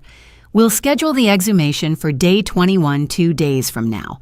That'll give us the toxicology results we need. Then we'll set up the sting operation for day 22. We move fast, we move clean, and we make sure they don't see it coming. I sat there overwhelmed. It was really happening. After everything Brian and Vanessa had done, they were finally going to be held accountable. As we left the precinct, Detective Carter walked us to the door. He looked at me with something close to admiration. Mrs. Sullivan, he said quietly, your husband built you an army from beyond the grave. Daniel, the evidence, the plan. It's all because of him. He loved you more than most people could even imagine. I nodded, tears stinging my eyes. I know. 2 days, Carter said. 2 days, and this will all be over. They brought Thomas back to the light one last time for justice. I stood at the edge of the cemetery on the morning of day 21, watching from a distance as the workers prepared the site. I couldn't watch them open the ground. I couldn't bear to see Thomas's casket lifted from the earth. So I waited by the old oak tree near his grave, the one where we'd carved our initials 40 years ago, and I talked to him. Forgive me, my love, I whispered, pressing my hand against the rough bark. They need the truth. You knew they would. I'm so sorry they have to disturb your rest, but it's the only way. The wind rustled through the leaves, and for a moment I let myself believe it was Thomas answering me. Dr. Robert Winters, the county medical examiner, was already there, a tall, serious man in his 60s, with gray hair and wire-rimmed glasses. He'd reviewed all the evidence Daniel had provided, and he'd agreed to personally oversee the autopsy. He approached me before the exhumation began, his expression somber but kind. Mrs. Sullivan, he said gently, I want you to know that we'll treat your husband with the utmost respect. This is about finding the truth, nothing more. Thank you, I said, my voice breaking. He nodded and walked back toward the grave. I stayed by the tree, my eyes closed, listening to the sounds of work, the machinery, the low voices of the workers, the creak of metal. When it was over, they covered the grave again, and Dr. Winters left with Thomas's body. I stayed until everyone was gone. Then I knelt by the grave, placed my hand on the fresh earth, and said goodbye one more time. We're almost there, Thomas, I whispered. Just a little longer. That evening, Dr. Winters called Daniel with the results. I was sitting in Daniel's office, my hands folded in my lap, when he put the call on speaker. The toxicology results are definitive, Dr. Winters said, his voice clear and professional. Thomas Sullivan died from chronic digoxin poisoning administered over a period of approximately 6 months. The levels in his tissue samples are consistent with repeated deliberate exposure. This was not an accident. This was a calculated, prolonged act. I closed my eyes, tears slipping down my cheeks. Hearing it confirmed, hearing a doctor say it out loud made it unbearably real. I'm changing the official cause of death from natural causes to homicide, Dr. Winters continued. My report will be filed with the district attorney's office by morning. Mrs. Sullivan, I'm deeply sorry for your loss. Your husband deserved better. Thank you, I managed to say. When Daniel hung up, he looked at me with quiet sympathy. Tomorrow, he said. Tomorrow we finish this. The next morning, I sat in a hotel room 2 blocks from Daniel's office, staring at a laptop screen. Detective Carter sat beside me, calm and steady, his presence reassuring. We'll have eyes and ears on everything, he said. Daniel's office is wired with cameras and microphones. SWAT is positioned in the building next door. The moment Vanessa says something incriminating, Daniel will give the signal and we move in. I nodded, my hands gripping the arms of my chair. What if she doesn't say anything? She will, Carter said confidently. She thinks she's won. She thinks Daniel is under her control. People like Vanessa always get overconfident. That's when they make mistakes. At 2 o'clock, the screen flickered to life. I could see Daniel's office, the familiar desk, the bookshelves, the window overlooking the street. Daniel sat behind his desk, calm and composed. A few minutes later, the door opened and Vanessa walked in. She was wearing a red dress, elegant, expensive, perfectly tailored. Her hair was styled, her makeup flawless. She looked like someone who'd never spent a day worrying about anything. She smiled at Daniel, that same confident, manipulative smile I'd seen in the recordings. "Daniel," she said, her voice warm and inviting. "I've been thinking about us." "Have you—" Daniel said, his tone neutral. "Mm-hmm." She walked around the desk, trailing her fingers along the edge. "I think we could be good together. You're smart, successful, handsome. And I know how to appreciate a man like you." I felt sick watching her. This was the woman who'd taken my husband's life, who'd tried to have me hurt, and she was standing there flirting with Daniel like it was all a game. "What about Brian?" Daniel asked. Vanessa laughed, a light, careless sound. "Brian is useful, for now. But once everything settles, once the estate is finalized, he's disposable. He's weak, Daniel. He always has been." My hands tightened into fists. "And Margaret?" Daniel asked. Vanessa's smile faded slightly. "The old woman nearly didn't survive the attack. We should have been more thorough, but accidents happen. She won't be a problem for much longer." I gasped. She was talking about me like I was nothing, like I was an inconvenience to be dealt with. "Tell me something," Daniel said, leaning back in his chair. "How did you manage the digoxin? Brian doesn't seem like the type to pull off something that precise." Vanessa smirked. "He's not. He was too cautious, too slow. I had to adjust the dosage myself. Thomas would have lasted another year if I'd left it up to Brian." That was it. The confession. She'd just admitted on camera, on audio, that she'd personally poisoned Thomas. Daniel's hand moved to his tie, adjusting it slightly. The signal. Vanessa didn't notice. She was still smiling, still confident. And then the door burst open. SWAT officers poured into the room, their movements swift and controlled. Vanessa spun around, her eyes wide with shock. "What, Daniel? What is this?" Daniel stood slowly, his expression cold. "I work for Thomas Sullivan, Vanessa. I always have. Everything you've said, every meeting, every conversation has been recorded." Vanessa's face went pale. No, you're under arrest," one of the officers said, stepping forward with handcuffs. "Vanessa Sullivan, you're charged with first-degree murder conspiracy to commit murder, attempted murder, and elder abuse." They cuffed her hands behind her back. She was shaking now, her confidence shattered. "This isn't over," she hissed, looking at Daniel. "You can't—" "It's already over," Daniel said quietly. They led her out of the office, and I watched on the screen as she disappeared down the hallway, still protesting, still trying to convince herself she could talk her way out of it. Detective Carter stood up beside me, a small smile on his face. "We're going to arrest Brian right now," he said. "He'll be in custody within the hour." I stood too, my legs shaky but strong. For the first time in weeks, I felt like I could breathe. "It's time to go home, Mrs. Sullivan," Carter said gently. I nodded, tears streaming down my face. "Yes," I whispered, "it's time to go home." Brian was in my house when they came for him, the house Thomas built for me. Detective Carter called me from the patrol car. "We're at the house now, Mrs. Sullivan. We're going in." I pressed the phone to my ear, my heart pounding. "Thank you," I whispered. Brian was standing in the living room when the police entered, surrounded by furniture he'd rearranged.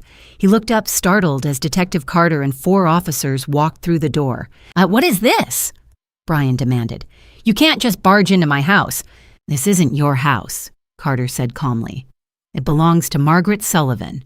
Brian Sullivan, you are under arrest for causing the passing of Thomas Sullivan conspiracy, attempted harm to Margaret Sullivan, and elder abuse." Brian laughed, a short, incredulous sound. "This is ridiculous. My father passed from natural causes. The doctor said so. You can't prove—" Carter pulled out a digital recorder and pressed play. Vanessa's voice filled the room, clear and unmistakable. "Brian was clumsy with the medication. I had to adjust it myself." Brian's face went white. All the color drained from him in an instant. Carter replayed it, letting the words hang in the air. "Brian was clumsy with the medication. I had to adjust it myself." "That lying—" Brian's voice cracked. His hands started shaking. "That conniving, she threw me under the bus. Where is she? Where's Vanessa?" "In custody," Carter said. "She was arrested an hour ago. She confessed to everything. And so did you in the videos we recovered from your father's hidden cameras." Brian staggered back, his face twisting with rage. "She sold me out! That— "Turn around," Carter said, pulling out handcuffs. "No," Brian said, backing away. "This is a mistake. My mom, she's confused. She doesn't understand." "Turn around," Carter repeated, his voice harder. Brian's shoulders slumped. He turned slowly, and Carter placed the handcuffs on his wrists.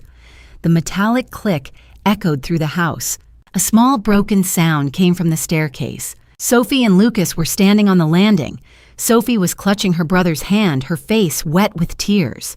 Lucas looked frozen, his eyes wide with terror. "Daddy," Sophie whispered. "Sophie, Lucas, go to your room. It's okay. It's just a misunderstanding," Brian started. But they didn't move. They watched as the police led their father toward the door, his hands restrained behind his back. I arrived just as they brought Brian out. I stepped onto the driveway in time to see my son, handcuffed, broken, being led down the steps toward a waiting patrol car. He saw me. "Mom," he said, his voice unsteady. "Please." "I'm sorry. I didn't think it would go this far." I stood there on the sidewalk, my hands at my sides, and looked at him. Really looked at him. This man who'd once been my baby boy, the child I'd rocked to sleep, the teenager who'd cried on my shoulder, and I felt nothing but cold, empty anger. "Mom, please," Brian sobbed. "Tell them this is a mistake. Tell them I wouldn't—" I stepped closer, close enough that he could see my face clearly. "You took his life." I said, my voice low and steady. "You caused your father's passing. You threw me out of my home. You tried to have me harmed. Mom, You're not my son anymore." Brian's face crumbled. He opened his mouth, but no sound came out. I turned and walked past him up the steps through the front door into my house, the house Thomas and I had built together. Behind me, I heard Brian shouting, his voice desperate, but I didn't look back. I just kept walking. Inside, the house felt wrong. The furniture was rearranged, sleek, modern pieces that didn't belong here.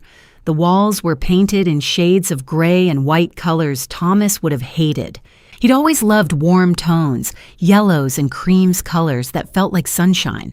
The photos of us, our wedding, our anniversaries, our vacations, were gone, replaced by generic abstract art and empty frames. They'd tried to erase him. They'd tried to turn this place into something cold and unfamiliar, but they'd failed. I walked through the rooms, slowly taking it all in. I'd reclaim this space. I'd bring Thomas back piece by piece, memory by memory. A soft knock at the door pulled me from my thoughts. A woman stood on the porch, mid-40s, with kind eyes and a gentle smile.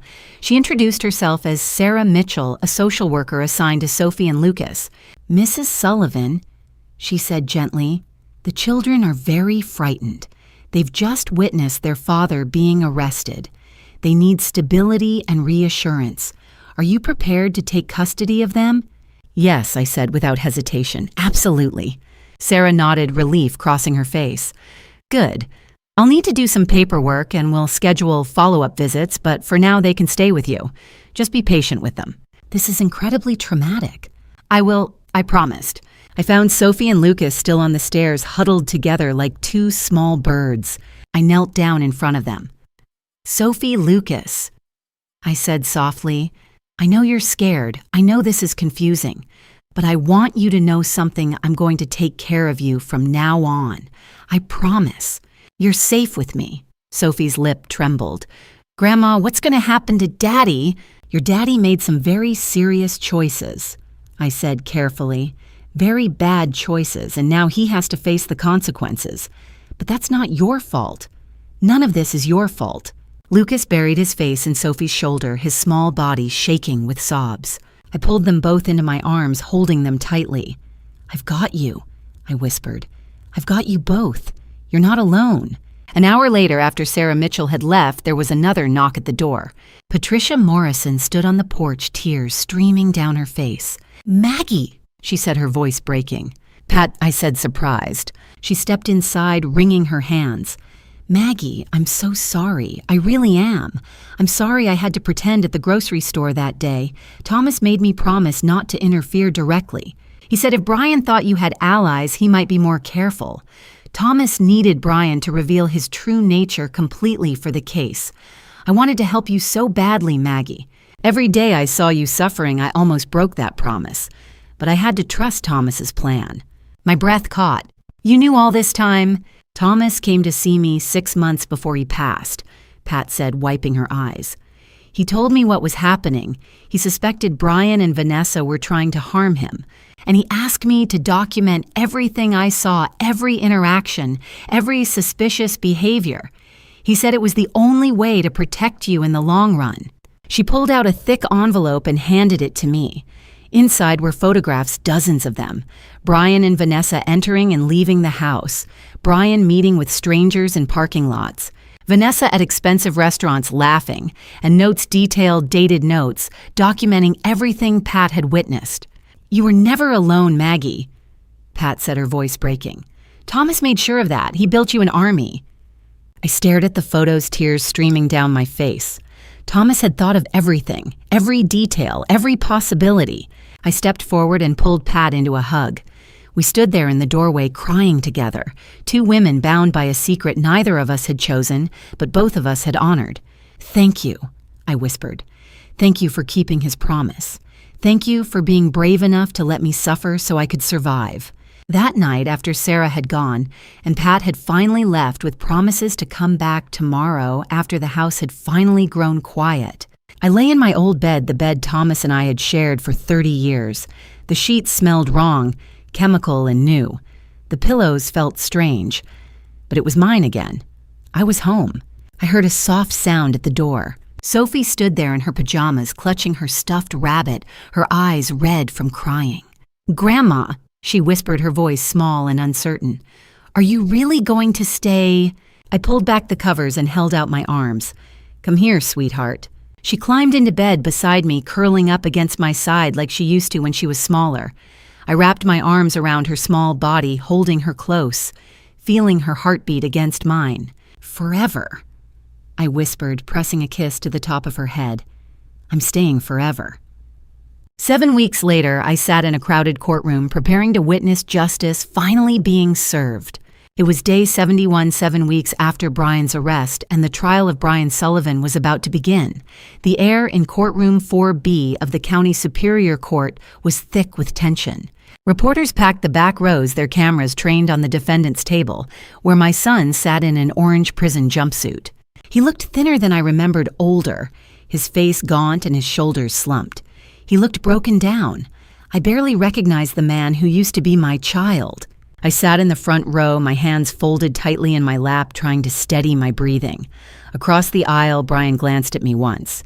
His eyes were hollow, empty. Then he looked away. In the weeks leading up to the trial, prosecutor Michael Grant had spent hours coaching me on how to testify. He was a patient, methodical man in his early 50s, with salt and pepper hair and a voice that carried quiet authority. He'd walked me through every piece of evidence, every timeline, every question I might face on the stand. Just tell the truth, Mrs. Sullivan, he'd said. That's all you need to do. Marcus Webb, Thomas's private investigator, had delivered his final report to the prosecution. 8 months of surveillance, hundreds of hours of video footage, financial records, online search histories, bank transactions. Webb had documented everything, every lie, every secret meeting, every calculated move Brian and Vanessa had made. When Michael Grant first showed me the thickness of the case file, I'd been stunned. Thomas had planned this meticulously. The media had covered the case relentlessly. Every local news station ran stories. Headlines screamed across newspapers and websites, "Suburban son charged in father's death. Inheritance scandal rocks quiet neighborhood." Some reporters called Brian a monster. Others framed him as a tragic figure. I didn't care what they called him. I just wanted the truth to come out.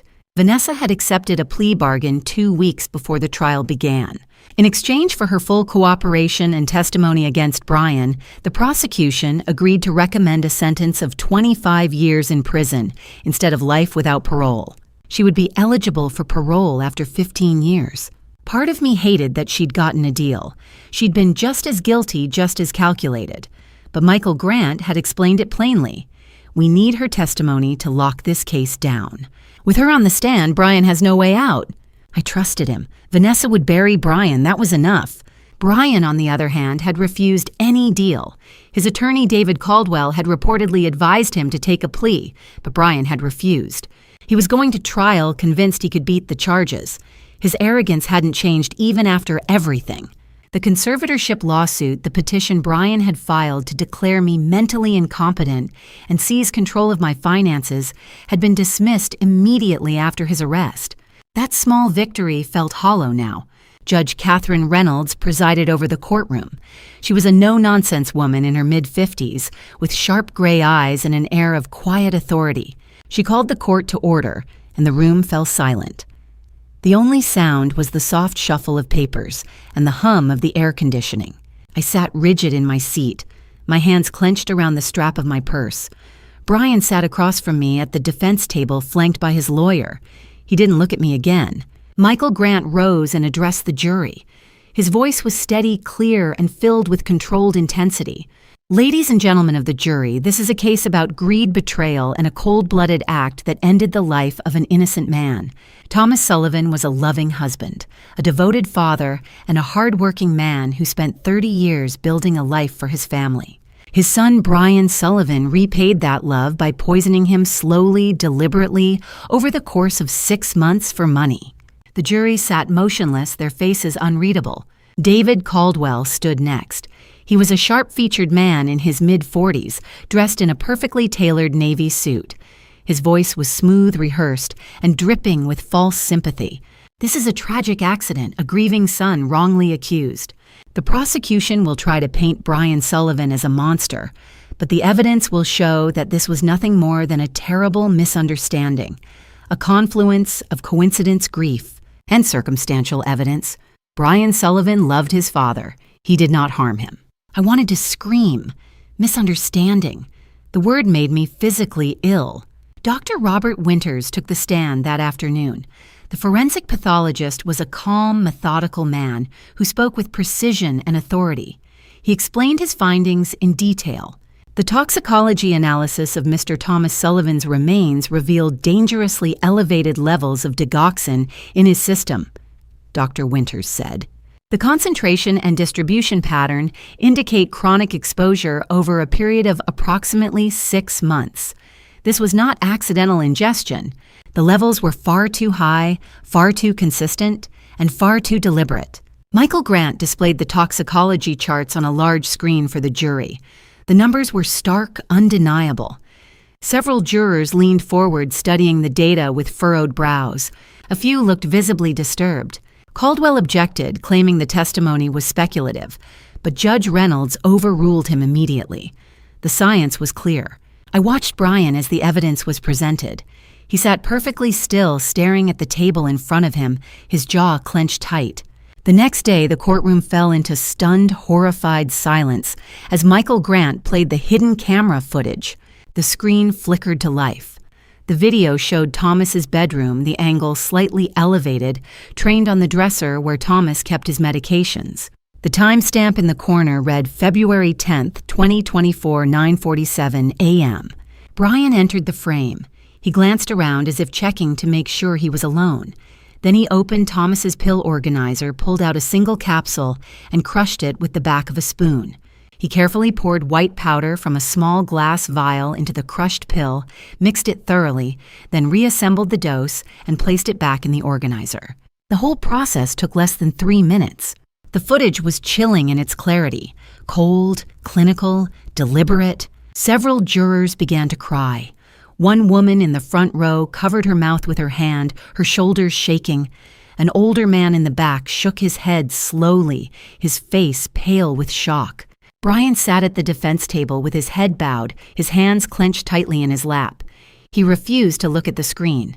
I watched the video for the 3rd time that week. Each time I felt my heart shatter all over again. Marcus Webb took the stand later that afternoon.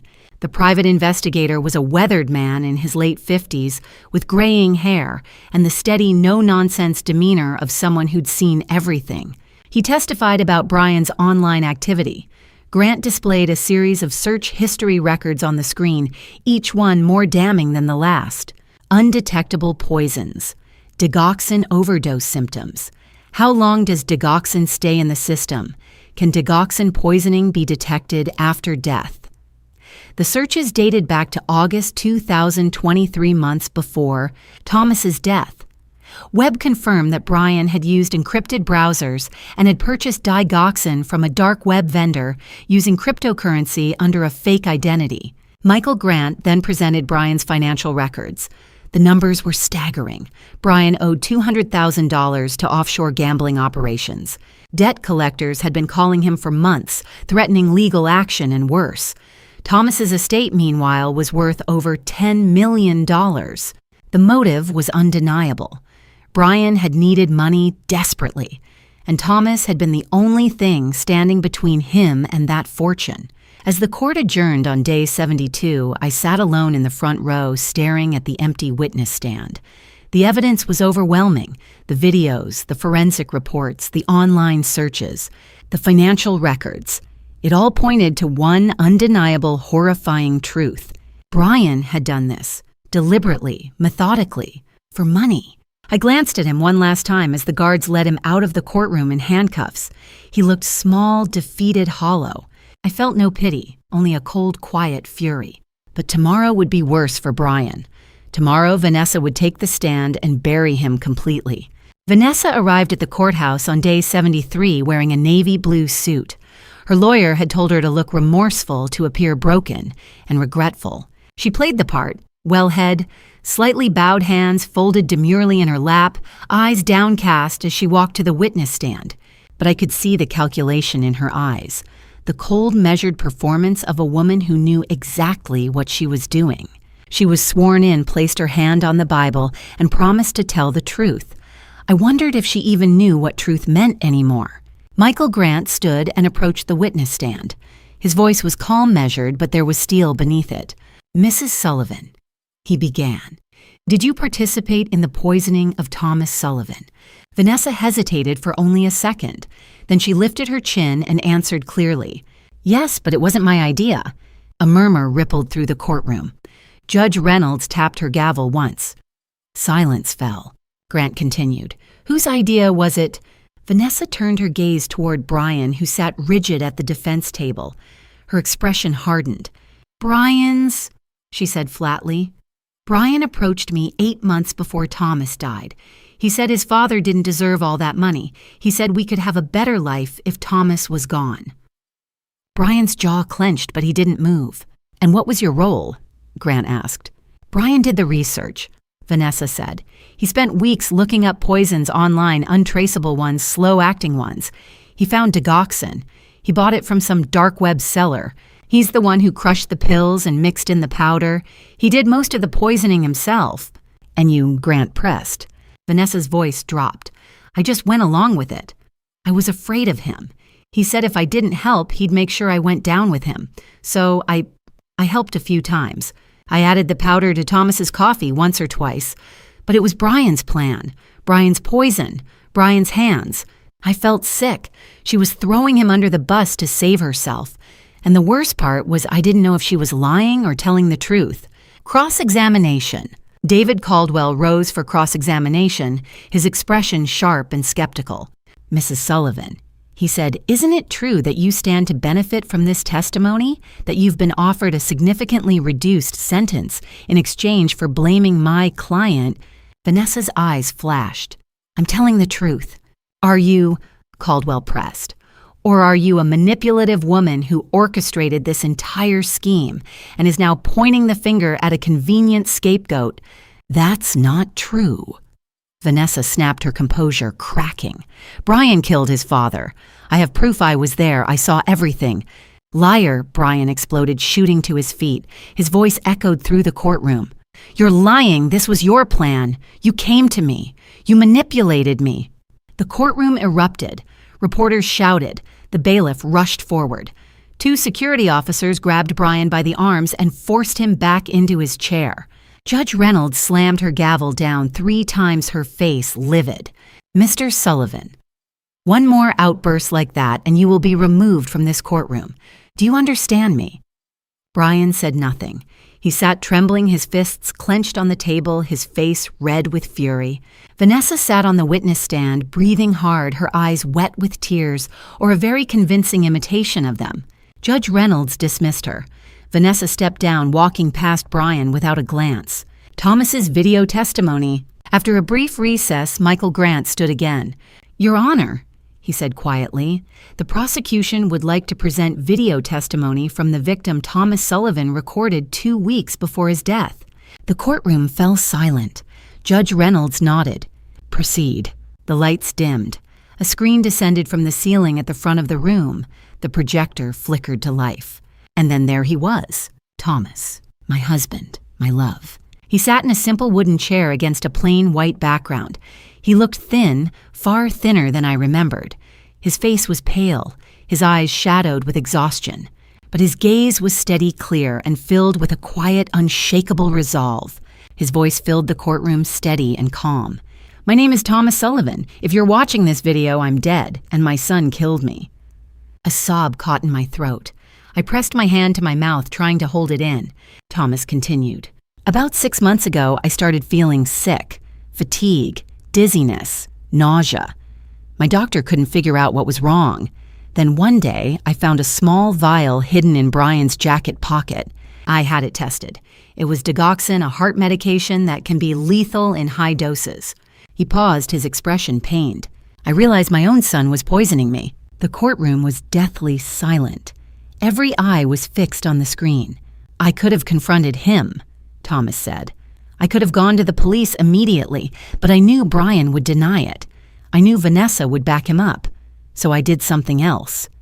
I installed hidden cameras. I hired a private investigator. I documented everything, every dose, every lie, every calculated move. I built a case that couldn't be denied." His voice wavered slightly. "I spent the last 6 months of my life gathering evidence against my own son." He looked directly into the camera, and it felt as though he were looking straight at Brian.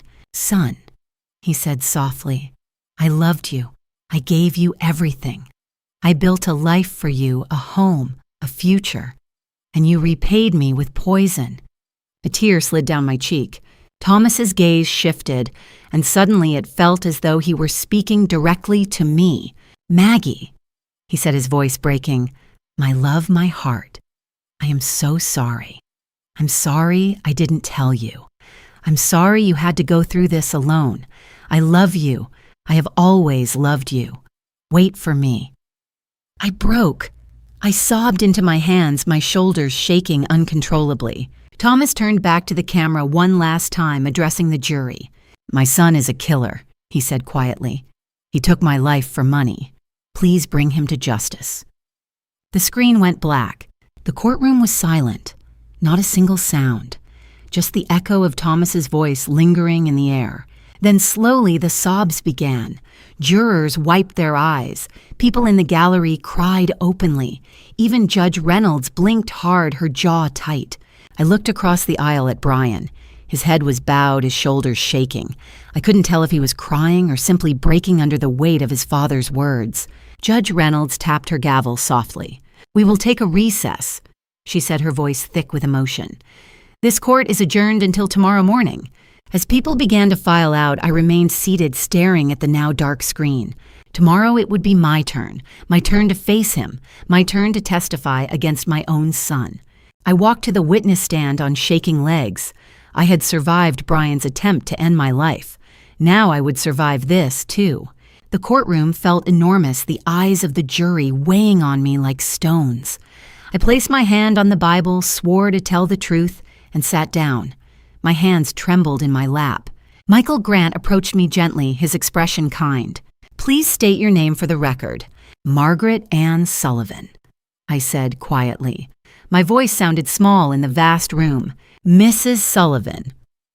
Grant began, "Can you tell the court about your relationship with your son Brian?"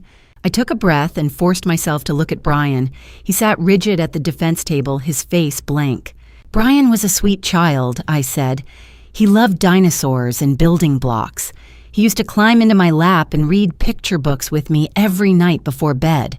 We were close, very close." A few jurors leaned forward listening. When did things change? Grant asked gently. After he married Vanessa, I said. He became distant, cold. He stopped calling, stopped visiting. It was like he'd become a different person. Grant nodded. Can you describe what happened after your husband Thomas passed away? I swallowed hard. The memories came flooding back, sharp, painful, vivid. Thomas passed away on a Sunday morning in February, I said. Brian barely spoke to me at the funeral. He didn't hug me, didn't comfort me. He just stood there, watching me. And 5 days later, my voice cracked. He came to the house, my house, the one Thomas and I had lived in for 30 years, and told me I had to leave. What exactly did he say? I closed my eyes, hearing Brian's voice again, cold and sharp as a knife. He said, "Stop being dramatic, pack your things and get out." A murmur rippled through the courtroom.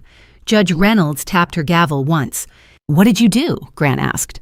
"I packed 2 suitcases," I said. "I took a photo album, Thomas's reading glasses, a sweater, and I left. I lived in my car for 2 weeks." "Where did you sleep?" "In a diner parking lot. I washed my face in public restrooms. I bought cheap bread and peanut butter. I tried to stay invisible." Several jurors looked stricken. "Mrs. Sullivan," Grant continued, "during those 2 weeks, did anyone attempt to harm you?" I nodded, my throat tight. "Yes, a woman approached me at the diner and said she worked at a shelter. She gave me an address. When I got there, it was an abandoned industrial area. 2 people in masks attacked me. They tried to make it look like an accident." "Who do you believe those 2 people were?" "Brian and Vanessa," I said. David Caldwell objected. "Speculation, Your Honor." "Sustained," Judge Reynolds said. "The witness will limit her testimony to what she knows firsthand." I nodded. "I was saved by a truck driver named Jake Patterson. He called for help. I went to the emergency room." Grant paused, letting the weight of my words settle over the jury. "Mrs. Sullivan," he said quietly, "do you believe your son tried to end your life?" "Yes," I whispered. "I do." David Caldwell rose for cross-examination. His tone was sharper now, more aggressive. "Mrs. Sullivan," he said, "you've painted a very sympathetic picture of yourself. But let me ask you this. Do you still love your son?" The question hit me like a physical blow. I froze, staring at him. The courtroom was silent. Slowly, I turned my gaze to Brian. He was looking at me now, his eyes red-rimmed, his face pale. "I love the boy he used to be," I said softly. "The one who climbed into my lap. The one who laughed and played and dreamed. But I don't know who this man is anymore." Brian's face crumpled. His shoulders sagged, and for a moment he looked like he might cry. Caldwell had no follow-up. He sat down. Michael Grant stood one last time. "Mrs. Sullivan," he said gently, "what do you want from this trial?" I looked at the jury, then at Judge Reynolds, then finally at Brian. "Justice for my husband," I said. "Safety for my grandchildren, Sophie and Lucas, and the truth." Grant nodded. "Thank you, Mrs. Sullivan. No further questions." Closing arguments. The closing arguments were brief. Michael Grant stood before the jury, his voice calm and steady. "Ladies and gentlemen, the evidence in this case is overwhelming. Video footage, forensic reports, financial records, eyewitness testimony. The defendant, Brian Sullivan, deliberately and methodically ended his father's life over the course of 6 months for money. He is guilty beyond any reasonable doubt." David Caldwell tried one last time. "The evidence is circumstantial," he argued. "Vanessa Sullivan was the true architect of this tragedy. My client was manipulated, coerced. He is not the person responsible." But the jury wasn't convinced. The jury deliberated for 4 hours. When they returned, the courtroom fell silent. Judge Reynolds addressed the foreperson. "Has the jury reached a verdict?" "We have, Your Honor. On the charge of ending the life of Thomas Sullivan in the 1st degree, how do you find guilty? On the charge of conspiracy to cause harm, guilty. On the charge of attempting to cause serious harm to Margaret Sullivan, guilty. On the charge of elder mistreatment, guilty. On the charge of fraud, guilty." Brian collapsed forward, his head hitting the table. 2 bailiffs stepped forward, holding him upright. I felt nothing. No triumph, no satisfaction, just a deep, hollow sadness. Sentencing. Judge Catherine Reynolds looked at Brian with an expression of cold finality. "Mr. Sullivan," she said, You have been found guilty on all counts. You deliberately ended your father's life for financial gain. You attempted to harm your own mother. You have shown no remorse, no empathy, and no humanity. I hereby sentence you to life in prison without the possibility of parole." Brian let out a choked sob. Vanessa was sentenced separately the following week, 25 years per her plea agreement, eligible for parole after 15. Brian's last words. As the bailiffs moved to take him away, Brian turned to me one last time. His face was wet with tears.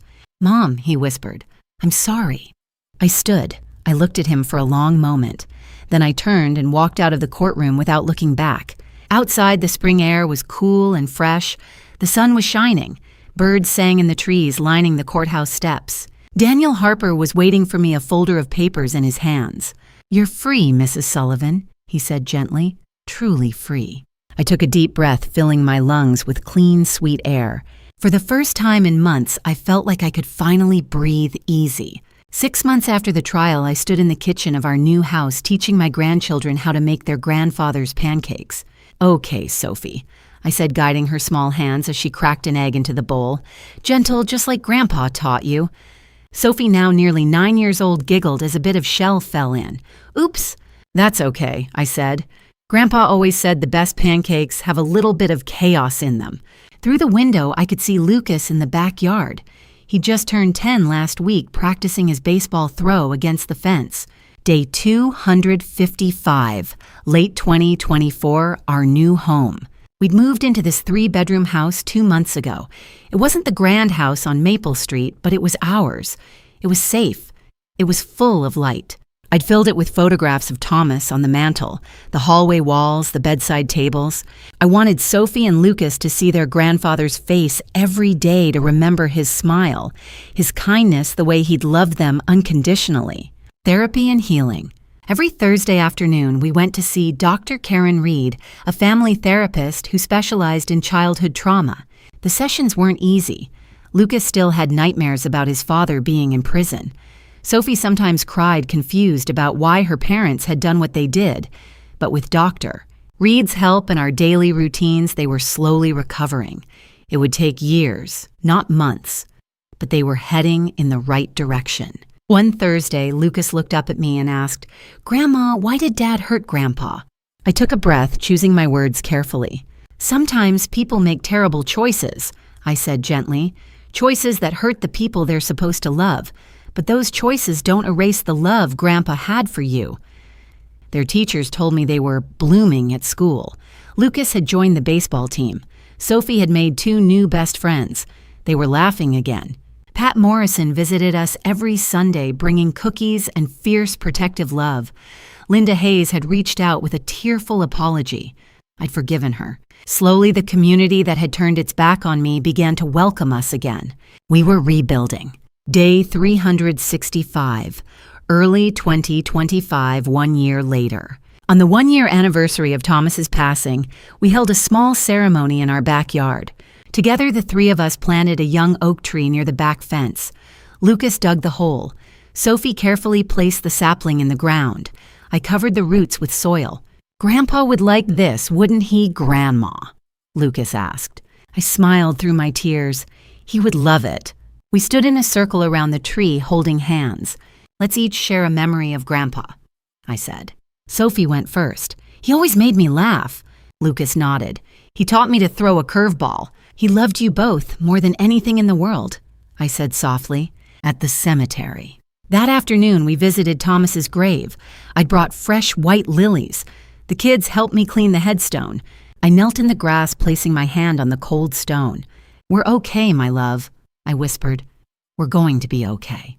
The whole story. That evening, Sophie looked at me with her big, serious eyes. "Grandma," she said quietly, "I want to hear the whole story." Lucas nodded. "The real story, not the kid version." So I told them everything. From the beginning to the end. Thomas's suspicions, the hidden cameras, the evidence, the trial, the verdict. When I finished, Sophie was crying. Lucas looked angry. "I hate what they did." Lucas said, his fists clenched. "I know," I said gently. "Me too." Sophie wiped her eyes and looked at me with fierce determination. "I want to be like you when I grow up, Grandma," she said. I pulled her into my arms. "No, sweetheart," I whispered. "Be like your grandfather. Be kind, be honest, be brave." Final reflection. Later that night, after the kids were asleep, I sat alone with Thomas's letter in my hands. People had asked me if I'd forgiven Brian. The truth was complicated. He'd taken my husband, he'd tried to take my life, but he hadn't taken my strength. That had always been mine. Thomas's gift wasn't just the money or the justice. It was the proof that I was worth fighting for, worth protecting, worth loving beyond death. Now I had Sophie and Lucas, a second chance at family. And I had Thomas's love, the kind that survives death, that always says, "Wait for me." Sunday morning tradition. The next Sunday morning, Sophie and I stood in the kitchen making pancakes. She'd found Thomas's old recipe card written in his neat handwriting. Thomas's famous pancakes, lots of vanilla, a pinch of cinnamon made with love. "Can we make these every Sunday like Grandpa did?" Sophie asked. I smiled, kissing the top of her head. "Every Sunday, I promised. Forever." Outside, Lucas laughed as he chased a butterfly. The oak tree we'd planted swayed gently in the breeze. Thomas may have been gone, but his love remained. And that was the greatest legacy of all. Looking back at this family drama story, I've learned that trust can be a weapon in the wrong hands. Don't be like me. Don't ignore the red flags. When someone you love suddenly changes when money enters the picture, when cruelty replaces kindness, pay attention. This wasn't just another family drama story, it was my life. And it taught me that in family revenge stories, justice and revenge are not the same. Thomas didn't seek vengeance. He sought truth. He built his case not from hatred, but from love for me and our grandchildren. My advice, protect yourself legally. Document everything. Don't assume blood means loyalty. In a family drama story like mine, the people closest to you can become strangers overnight. The greatest lesson from these family revenge stories, God gave me strength I didn't know I had. When I lived in that car, when I faced Brian in court, when I thought I couldn't survive, faith carried me through. These painful family revenge stories teach us that love is stronger than greed, and truth is stronger than lies. Thomas's legacy wasn't the money, it was proof that I was worth fighting for. To anyone facing betrayal, you are not alone. You are stronger than you think. Thank you for walking with me to the end of this journey. Please leave a comment sharing your perspective. What would you do if you found yourself in Maggie's impossible situation? I truly want to hear your thoughts. If this story touched your heart, please consider subscribing so you don't miss what comes next. A gentle reminder, while inspired by real-life themes and social issues, certain elements have been dramatized for storytelling purposes. If this content isn't your preference, feel free to explore other videos that better suit your taste.